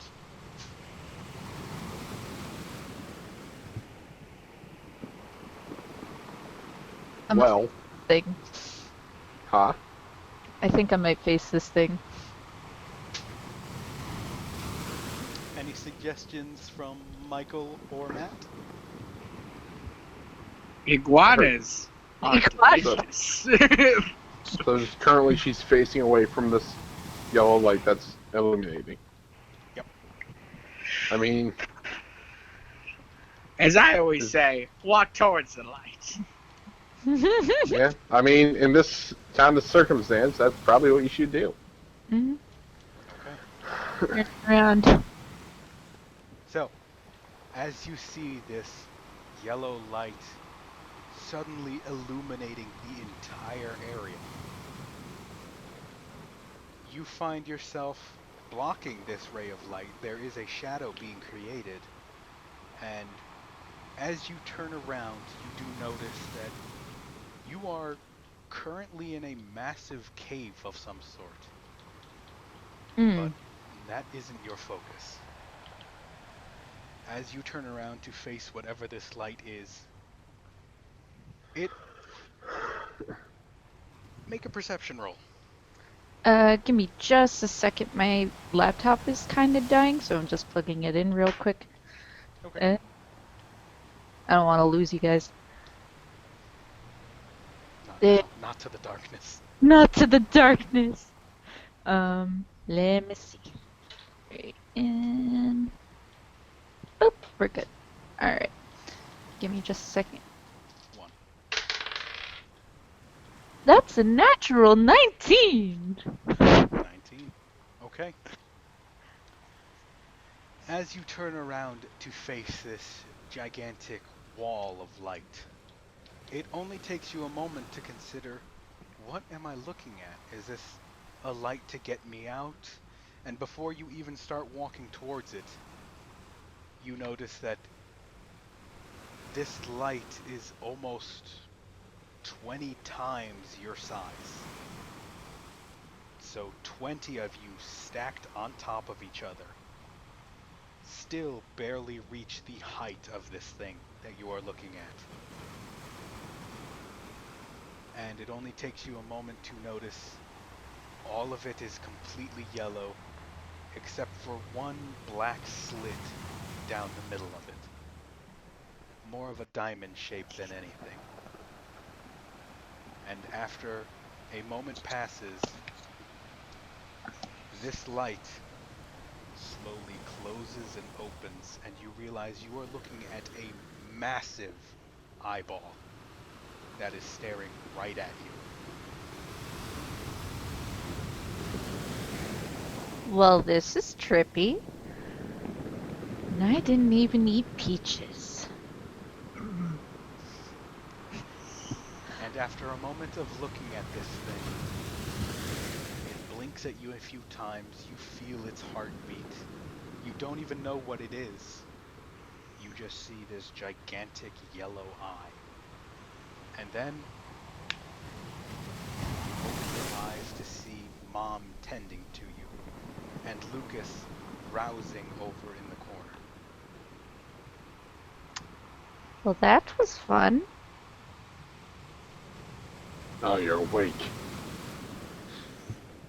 Oh, yeah. I'm awake.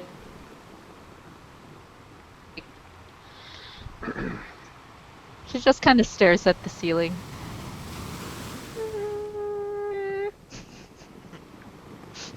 Still traumatized from the many, many screams. That's fair. Bef-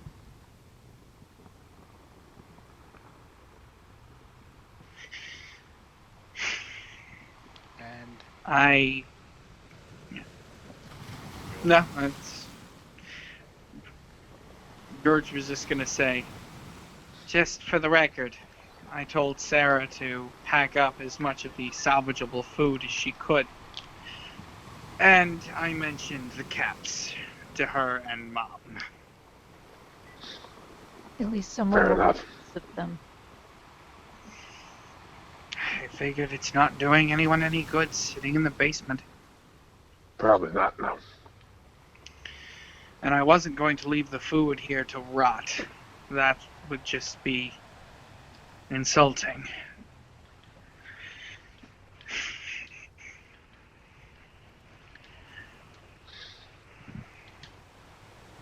You alright, Lucas? Yeah, I'm doing alright. Alright. Just staring at the couple. I should also mention, whilst I did tell Sarah and Mom the story, I omitted who did what.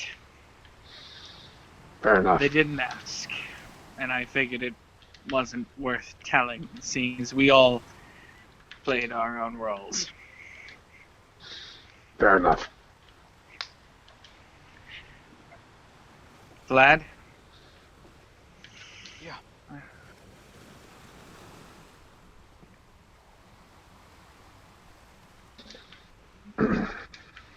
know.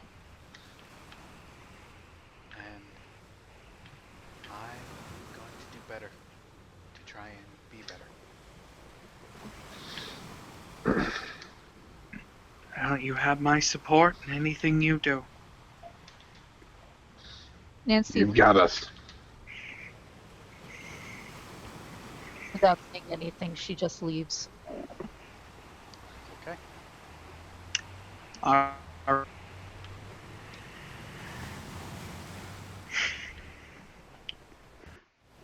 For now, because it's nighttime, correct? At this point, Is it? I don't think it is. At this point, it is more leaning towards. I'd say so it's been about 6. About. There's no about with you. Just give me an about, and then I'll. 3:32:58 in the morning. Good. 0.07. Good. The sun will be coming up soon enough. So, if we wanted to, we could start digging holes. Or we could wait until the sun's actually up. I'll leave that up to you. Seeing as he kind of...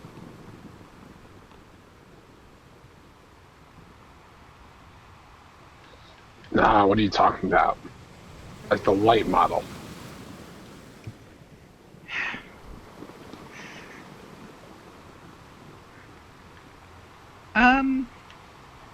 Give me one moment. Matt, Hmm. because you had a more religious upbringing than I did. Uh, do you know what a Roman Catholic in this scenario would do? No. A devout Good. Roman Catholic? Yeah, that honestly depends. Is he a devout Roman Catholic or merely going through the basic of basic?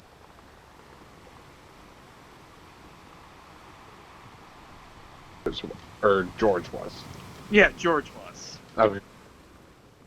George was a devout Catholic for about, well, basically his entire life up until about 5 years before his death. And you're probably going to say a shit ton of prayers. Yeah, I'm gonna say George just kind of starts rambling off prayers. Okay.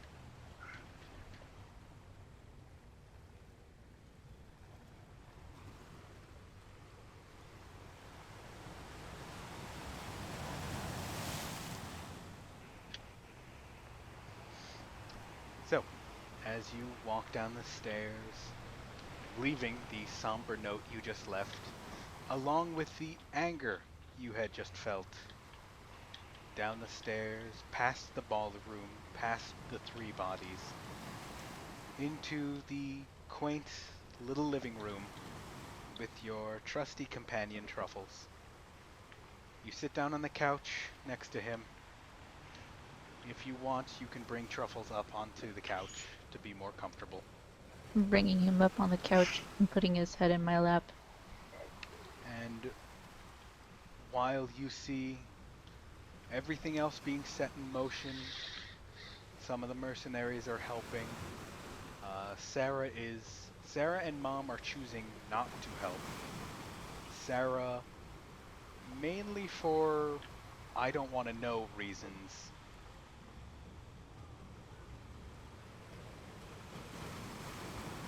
You Hmm. see Lucas, Vlad, George to a smaller degree bring all of their bodies outside. The mercenaries digging holes. George offering light prayer.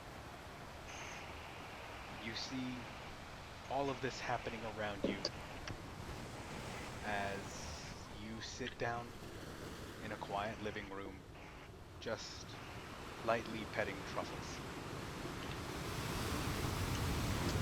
I will say, for the record, if anybody really looked at Nancy right now as she Hmm. sat petting Truffles, her eyes and her gaze are There what? they're very I'm trying to think of the right word for this. She's still angry. Hmm. George would have definitely looked at her as he passed, but I She's think he would have recognized that she did not want to be disturbed. yeah, she was just looking at the ground, kind of boring her gaze into it. Hmm. Okay. And I will say, at the first crack of dawn, around 5:50ish in the morning, 557. 5:57:38.01. Yeah. uh, In George's head, I hear 0.02, 0.03, 0.04, 0.05, 2. yeah. The graves have been dug. The bodies have been buried. I will leave it up to George and Lucas if you want to make any sign of the grave being there, whether it be a cross or any marking of any kind. George. I feel like George, since he couldn't do much else, would have taken the time to sort of craft some basic wooden crosses. Okay. Do you inscribe anything on the crosses?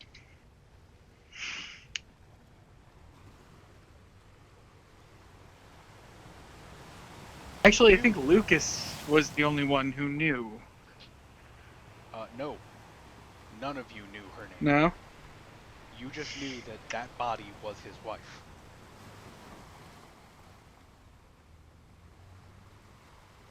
Inscribe any names then. Okay. Because he'd only have a name for one, and that feels more disrespectful than not putting a name on any. Okay. George. Hmm. Let me make a quick roll. Oh boy. Okay. As your prayers come to an end, as the crosses marking their graves are put in their place, and as you look upon your work, Hmm. the graves, all 5 of them, the crosses that you have put, for seemingly no reason at all, you feel just a tiny bit happier about yourself. Hmm. Not even happy at the situation.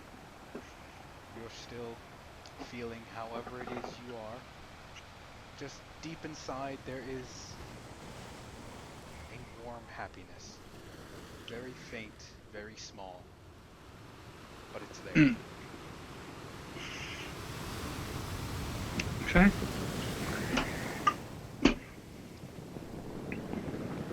So, what are all of you doing after the graves have been finished and Oleg is still asleep and Truffles, while starting to stir, is still asleep? Is there any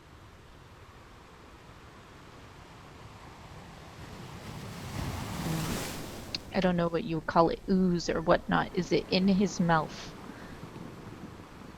Give me one moment. No. Little.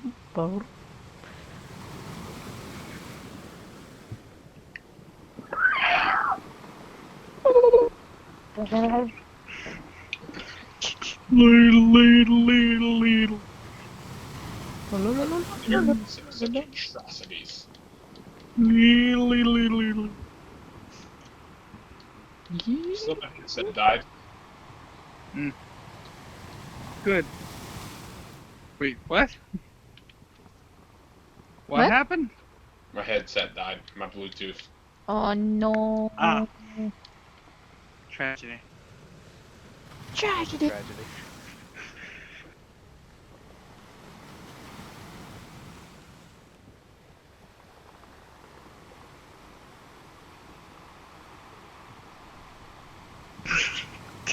Take Beepus the once. Alright, cool.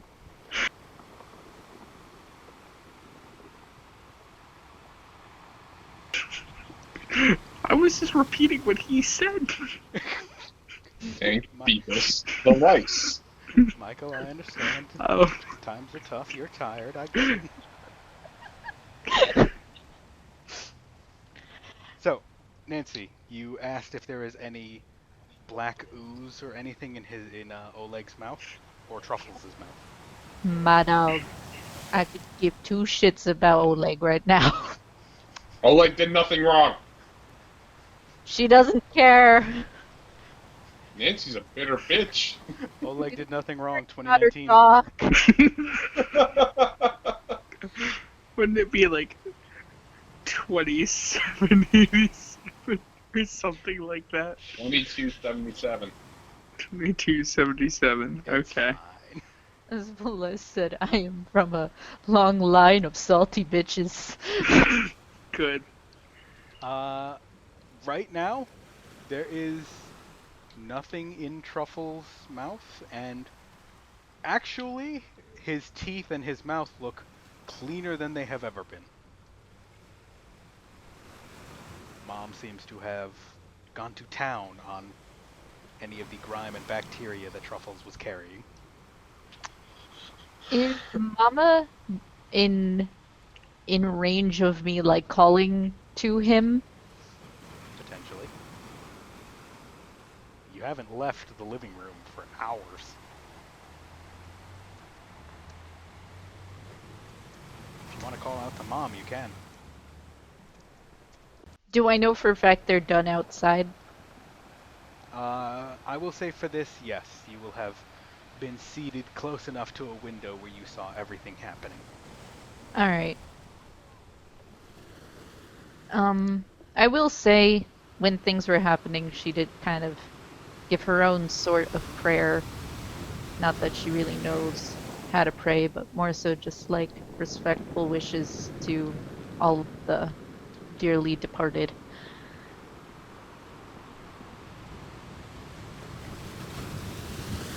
Mm. If and when she saw Mama go inside-ish, that is when she would call to Mama. Okay. It does take a little bit for Mom to finish his own prayers of sorts. After a while, he does walk inside and hear you call, and he pokes his head through the living room door. Thank you for everything you did for Truffles. Oh, don't worry about it, darling. His mouth was filthy. How filthy.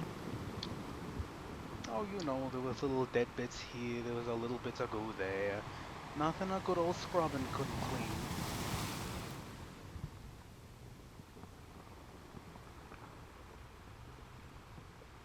Mom looks at Nancy crying.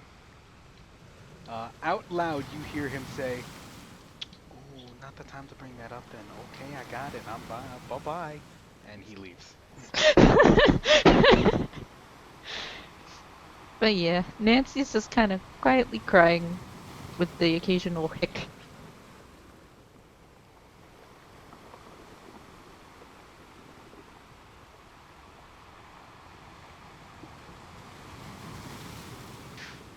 Little bit of crying. Vlad does come into the room to try and check up on you. As you are still crying and looking at Truffles, you just hear in front of you a faint, "Are you alright?" No. He leans down to try and his best to be eye level with you. Can I get you anything or do anything? She shakes her head without making eye contact. Okay. And oof, that was a bad roll. Vlad, seemingly not getting the hint,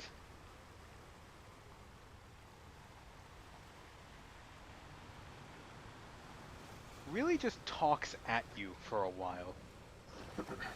Mainly just repeating the same, "Is there anything I can do? What's wrong? How can I help?" Just over and over in different ways.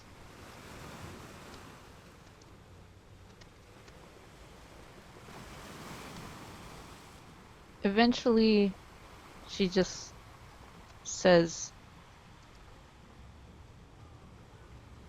"Get George. Please." He looks a little stunned, but nods. Okay. And he gets up and leaves. Lucas, during this time of Yo. respite, what have you been doing after the funeral, as it were?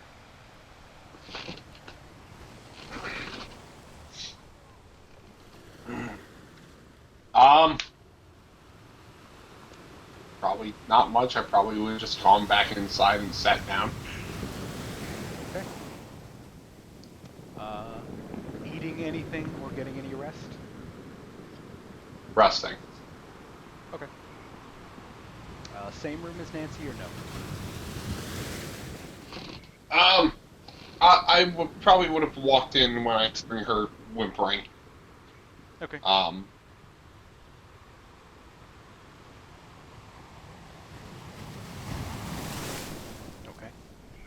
So.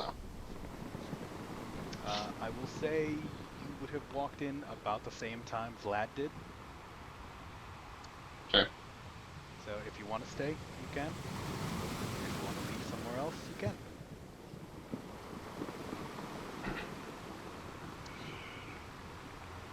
I'll stay. You sit down on the couch that you woke up on, and you watch as Vlad tries desperately for at least 3 to 4 minutes, trying to get Nancy to say anything. And when she finally says, "Go get George," you watch as he leaves. Anything you want to say to Nancy before Vlad comes back with George?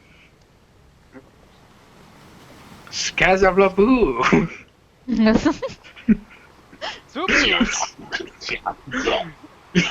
He just starts speaking Simlish.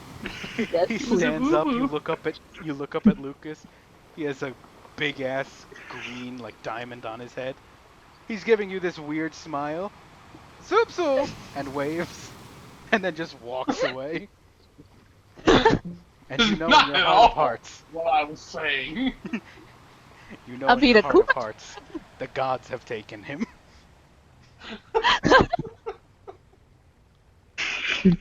Claimed him as their messiah. So, Oh has English. Lucas said anything to her? So what are you actually upset about?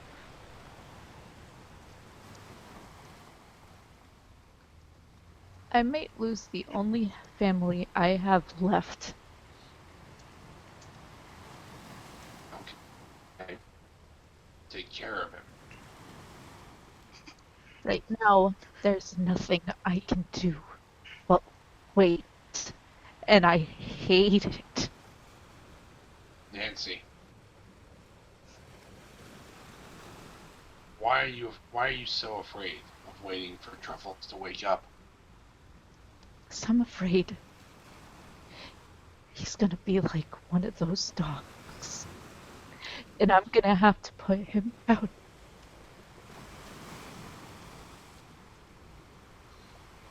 I'm sure he's fine.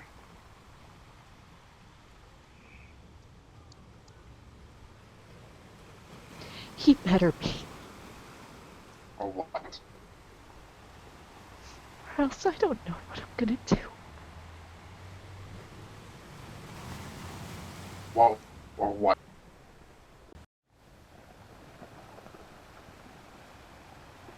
Because Truffles got hurt saving us.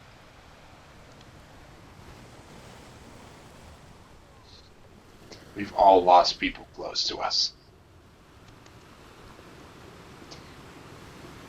Well, excuse me. Because I haven't exactly lost them before. I'm not used to it. I don't want to be used to it. That's fine. Then make sure you're the first thing he sees. Got it?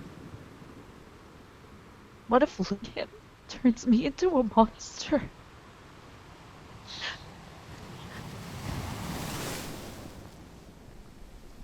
Even if you do, what do you want from us? She slowly turns to him, just tears running down her face. Stop me.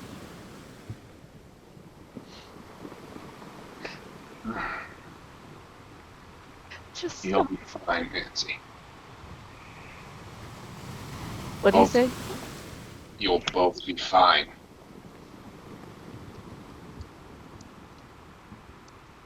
Alright?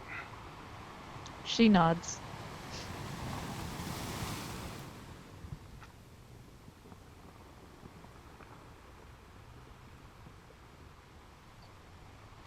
What have you been doing in this time? So the burial has already been done and all that is sorted. Yes. I will say you do notice that Mom does take another minute or so with his own prayers. George would have looked at Mom. I didn't suppose to be a religious folk. Mom looks at you with a sad smile. Well, darling, when you've been through as much as I have and lived as long as I have, you gotta find something to believe in. For me, it was kind of the opposite. Now, I know I asked you before and you got a little sour with me, but curiosity's curiosity. How old are you really? If you tell, I'll tell how old I am. At this, Mom gives you, once again, a sad smile. There is a bit of defiance in his eyes, but it quickly fades. Well, you really shouldn't ask someone their age like this, but if I had to think about it, I would say I'm close to 170, 171 years. Now, if you pressed me, I might say I'd be pushing 180, but that's between you and me. Thank you. I know it was rude of me to ask. Oh, it was.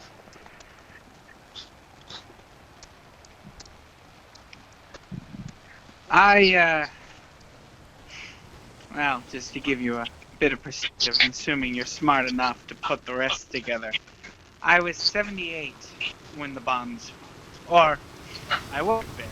Technically, I was dead.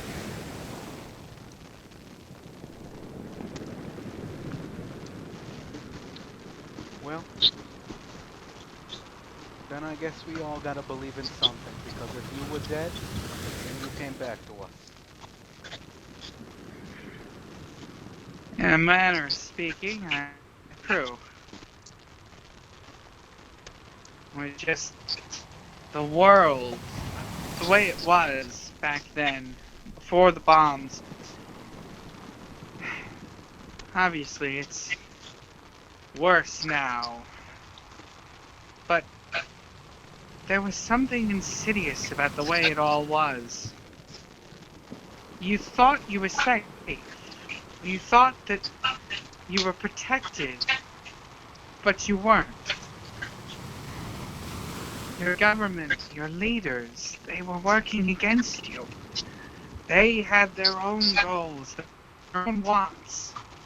The people you thought were your friends, they weren't your friends.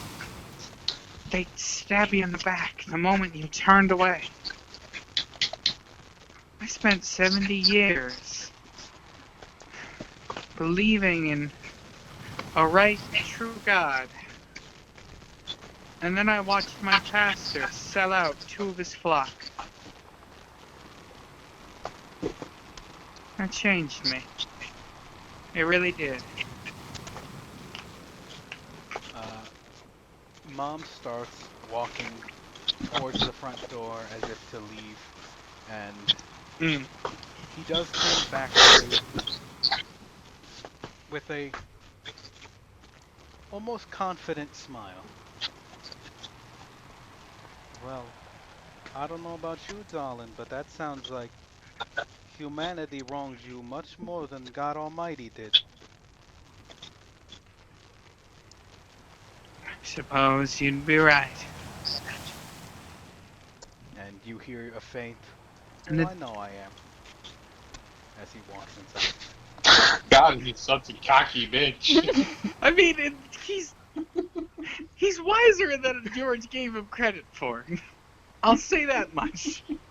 That's fine. George- I'm not denying that. Holy shit, he's a cocky son of a bitch, though. George kind of wrote off Mom early on. He also kind of wrote off Oleg. Has not been proven wrong on Oleg. Not yet, anyway. Well, unless Oleg reveals that he is some great philosopher. He's a meathead, but he's also a very intelligent and capable huntsman. This is true. I will say George doesn't hate Oleg. He's just kind of ambivalent on him. Either way, Hashtag Oleg did nothing wrong. yeah, either way, at this point, George just kind of lays back on the dirt and just kind of stares at the sky. Okay. Are you going to stay like that until Vlad comes to get you? Yeah, Okay. yeah. And he would have theoretically stayed that way for some time. Oh, it has been...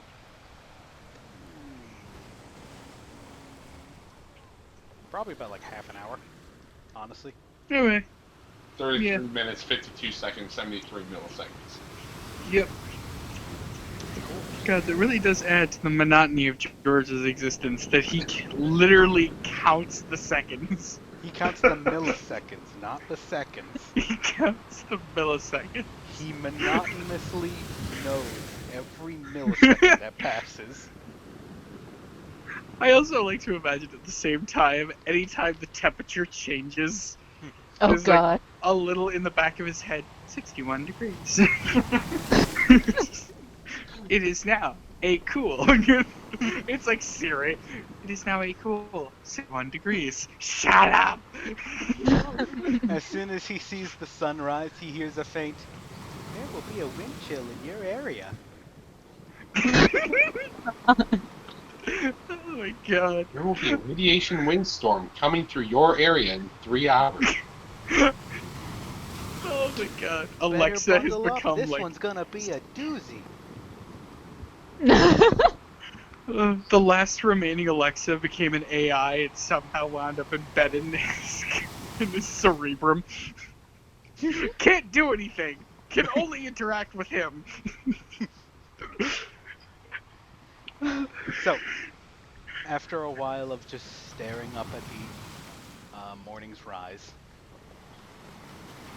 you hear Vlad call out to you as he walks up to you, slow-ish, as he doesn't know what you're doing. George? Yeah. Present and accounted for. Sort of. Part of you. 50% of me. Vlad just hears, "George operating at 50% capacity." Jesus Christ. Nancy wanted to talk to you. Alright, where is she? And he kind of like sits himself up and looks like he's ready to start crawling. Vlad looks down at him. Still in the living room. Do you want me to carry you? I'll be fine. I'm starting to get good at this. Okay. When you get your legs back, you'll have Oh my acquired God. proficiency in crawling. You no longer have reduced movement speed when thrown. Next time we have downtime before George gets his legs back, he needs to teach himself how to walk in his hands. That has to be what he does. Whenever you get your legs back, it's honestly more of a burden than anything. Occasionally you'll see him default back to walking on his hands. He's like, "Hey, George, what?" George. He's duct taped the double mag to his shoe. Vlad Made leans an over to intricate Lucas. firing system. Lucas, he's doing it again. He's made an intricate like wire-based firing system. So he just has to like turn his head slightly to pull the trigger. He accidentally shoots Vlad the first day.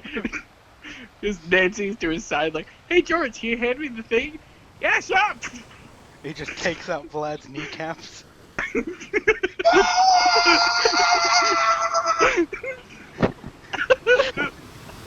He just goes down in a heap.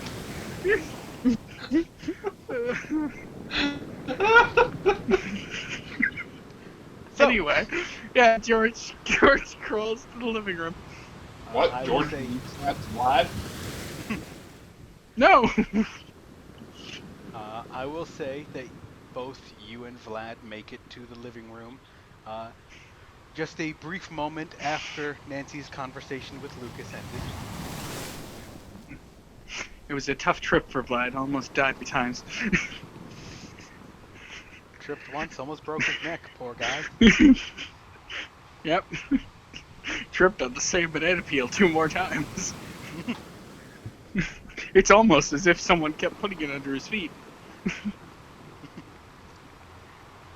So you walk into the living room and see Lucas giving Nancy more of a hardened, knowing look than anything. Mm. And Nancy, I guess you are. Would you be continuously crying, or would you have stopped at this point? It's not like she's like gross sobbing, like snot and all. It's more so just like, Tears coming down your face, yes or no? yeah. Slight tears still coming down the face. Okay. Every So George, once. when you enter the room, you see Nancy crying. Mm-hmm. He starts making his way over, making his way downtown, crawling fast, Clang, clang, clang, clang. crawling slow. Nancy just kind of turns. Oh, you don't have to do that. You hear. I chose not- this. You hear behind George. I asked if he wanted me to carry him. Of course, said no. Told you, dumbass. We have arms to help you.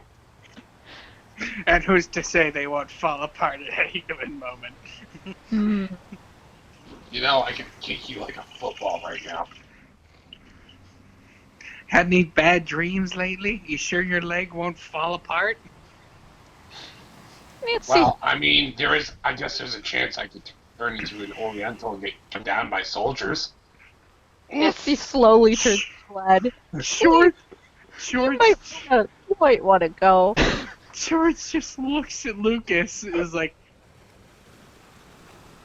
that wasn't even, like, a joke. That was just cruel.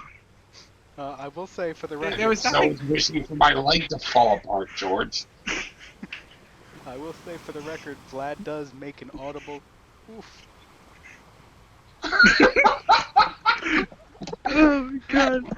George just for another moment looks at Lucas and is like, that's like someone making a joke about like, well, it didn't smell as bad as the ovens in Auschwitz. It's like, what? What is wrong with you? Anything, I'm a fucked up individual. Anyways, Get out of here. Nancy, you got your man here. What do you need to tell him? Do you want me to leave? I can Leave. I want you to leave. Nancy, do you want me to leave? If you don't mind, thank you, Lucas. Hey, and as I'm leaving, I kind of like shove George like 90 degrees on the floor out his chest. That wasn't necessary. Hi. He Like- audibly says this, Like I like, stop behind him, like I walk past and stop behind him, then like push him with the heel of my shoe, like 90 degrees, spin him a bit. Jesus Christ. Nancy says, Lucas, that wasn't necessary. It wasn't, but it was funny. I will also say Vlad does lean down and pick George back up, and you hear Lucas. Oh my god. Come over here, Vlad, and she gestures to the other side of the You said couch. toss him over here? No, flop him gently. I guess gently flop him next to him. Flop. Just gently toss him across the room. Vlad You picks guys, up you George. guys yeet. No. Vlad picks up George and waddles his way over to the couch, and just gently rests him next to you. Thank you.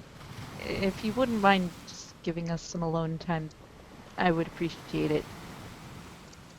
Uh, Vlad smiles a bit, nods, okay, and leaves the area. All right, George, first off, I'm going to be completely honest with you. Mm-hmm. I just told him to bring you here to get him to shut the fuck up. Ah, I good. didn't know you were just gonna crawl all the way here. Had Nancy, I known. I want you to name one time that I made the correct and clearly good decision. When you decided to adopt some crazy chick with a dog. Nancy, I don't even think I make the conscious decision to adopt you all. I think I just radiate horrible father. You're better than mine. Actually, no, I'm like the cool dad that's super irresponsible, but he buys you shit. So You it's know, you're not wrong. Laughing but crying. What is Lucas in the family? Is he like the hard ass uncle? Yes. He's the uncle who you're pretty sure is probably racist, but he's never done or said anything outwardly racist. He just talks about his guns a lot. But you're pretty sure. Every time the black kids of the street walk by, you see him stare.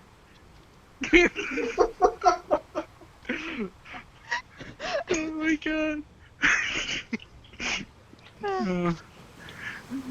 Vlad's the kid we got from our sister. Like his DCF took him away. Oh god. We're pretty sure that he's somewhere on the spectrum, but she didn't check it because she didn't believe in it. Oh my god. And it's a little too late to really do that now, so we're just rolling with it. Oh my god. I know so many cases like that too. I'm pretty sure I might be one of those cases. You know, they tested me. They said I didn't have anything, but they said I had, oh god. I had trouble putting syllables and chunks of words together.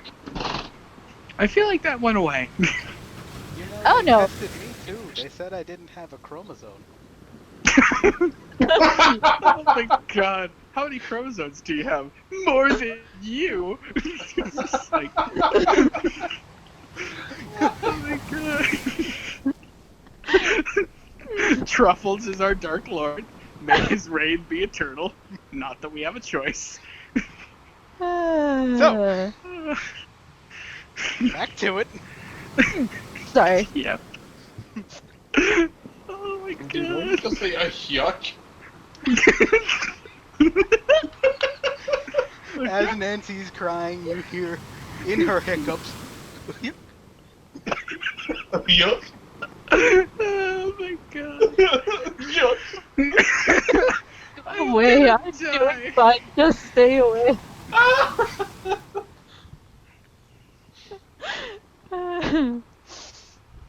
I know I have a terrible laugh, guys, and I want to say I appreciate you guys for dealing with it. My parents will comment about it after we have sex. Oh my god. And they're like, oh, the Betty Rubble laugh, here it is again. They're mean. Okay. Not They're fat and fat. drunk.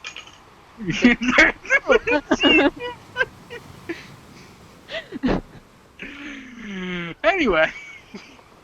So, God. I don't, like I told Lucas, I'm just kind of scared. That is entirely reasonable. I just don't want to lose the only family I kind of have left. Okay. So, Mm, Something happened. based on the rolls. Oh no. You hear Oleg begin to stir.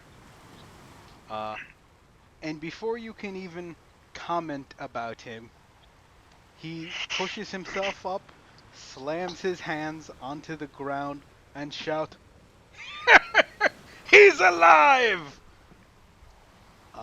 Also, based on the rolls, his loud and Mhm. booming voice startles Mm. Truffles awake. Mm. It's okay, baby. Shh, shh. It's okay. And she just pets him, trying to calm him down. It's okay. Mama's here. You're okay. Don't mind the big loud man when she glares at him. Hmm. He By the didn't know you by, were trying to rest. Glares at him more. during all of these conversations, I've been rolling for him to wake up. Oh, He has good. not once hit a 20. Oh my god. So, as you two were, Yes, fear is rational. And Truffles seems to be fine, if terrified. Truffles is just wide-eyed. I was going to say, Truffles is just sitting there, breathing heavily and wide-eyed. It's okay, baby. It's okay. The big scary man didn't know you were trying to sleep and rest because he might have an infection, but it's okay. He's gonna go away now. Glares at him intensely. Oleg is not looking at you at all. She takes off and throws it at him. He's gonna go away now. Uh, Oleg feels the impact and turns to look at you. You are okay as well. Good to know. You are still without legs. Good to know. I will say at this Nancy laugh. George looks at him. What, were you expecting the dog venom to make them to grow back? I was expecting for me to sleep a lot, wake up, you have legs, we be happy. We're Generally speaking, there is not much happiness in this particular house. I could fix that. Doctor! oh He just god. starts Oh boy. screaming. Doctor! Oh god. George just looks at Nancy with this. It's just look at his eyes and just like, yep, this is happening. Nancy just shakes her head. Not sure what to do. Oh, my cat's here. Sorry guys. Un momento. Your what? Uno momento, pork for. Or what is there? Her pork favor. No. He either said kid, kitten, or cat. Mm. Get it and tat. It's just an amalgamation of a child, a kitten, and a cat. Jesus Christ. So two children of different species. And an Oh, adult mother, cat. help me. God, why? Whereas Nancy has her dog, I have my cat. Mm. Come here. Edward. Come here. This guy. Fusion? Mm. How? Come sit in my lap. You are cold. Jesus Christ. Good kid. There we go. Yes, stay here. No, do not knock over the dice. No! Okay, we're good. Sorry. Scrump. Don't make me call on So- Sriracha. Oleg is screaming, Doctor. Yeah. How is Truffles reacting? That's what I'm worried about here. At this moment, Truffle seems to have regained himself and has calmed down and is more or less just relaxing in your lap. Good boy. Mommy was so worried about you. And she I holds will him. say for clarity, he just has a look of fuck off. He's just sitting there done with the world. Nancy doesn't. She's hugging him, and he's just very relieved. It's okay. I got you. Okay. As soon as Mom walks in, you hear from Mom, "Oh, good, you're awake." Now, I need to do, and before he can continue, from Oleg, you hear, "Doctor, give me sponge bath."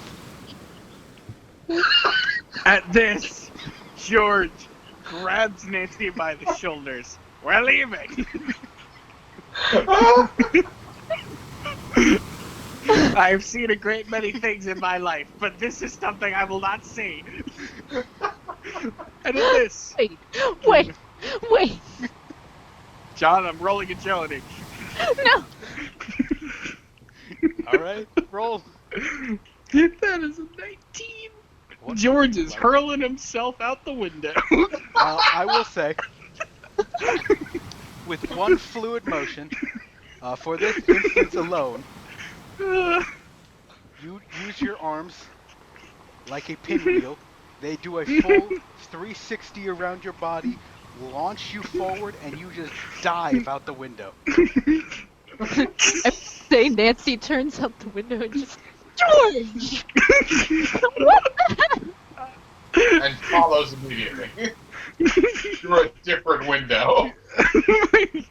George, they're probably not going to do it in the living room, if they do it at all. You hear it from outside. I don't care. You hear from Mom, "Oh, you naughty boy, I'll go get the tub." Oh shit. Okay.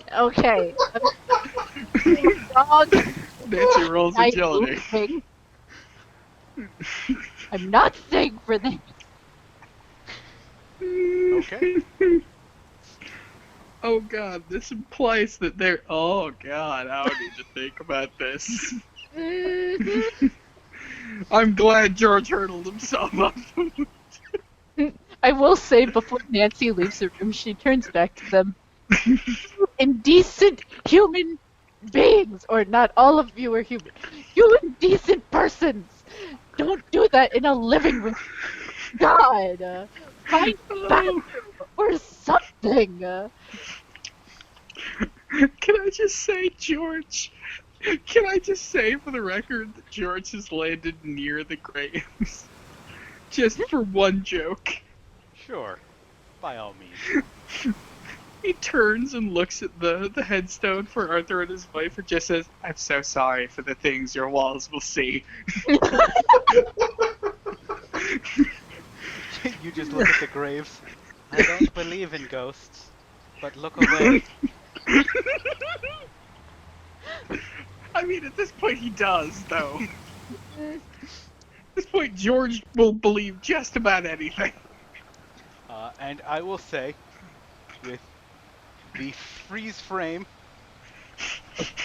and I'm going to take a few liberties with this, the freeze frame of the mercenaries, all three of them, around the table outside playing poker, still on watch, looking very confused as their heads are all turned towards the house.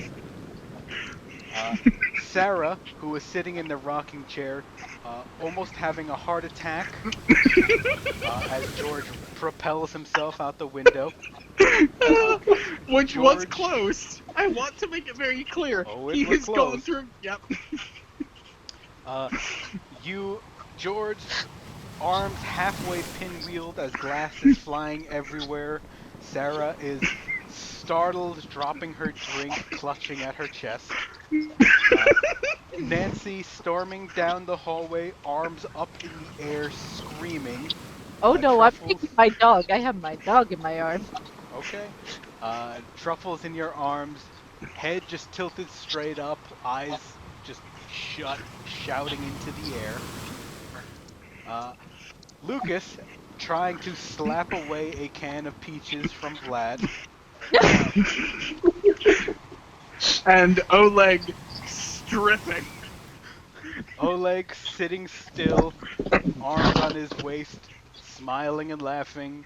Mom walking towards the cart with a slight blush. And that is where we will end it. Jesus Christ. I'm out! Nancy, we're leaving. They are canon.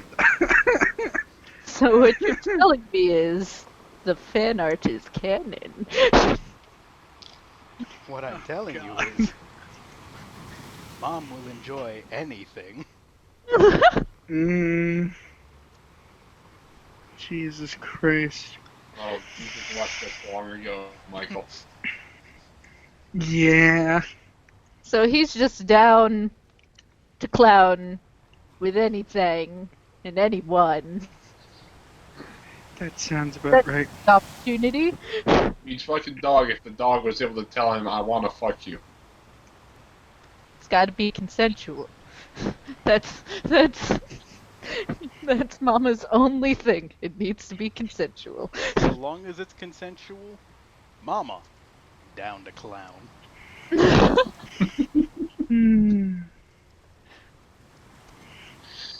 Alright. Good night, folks.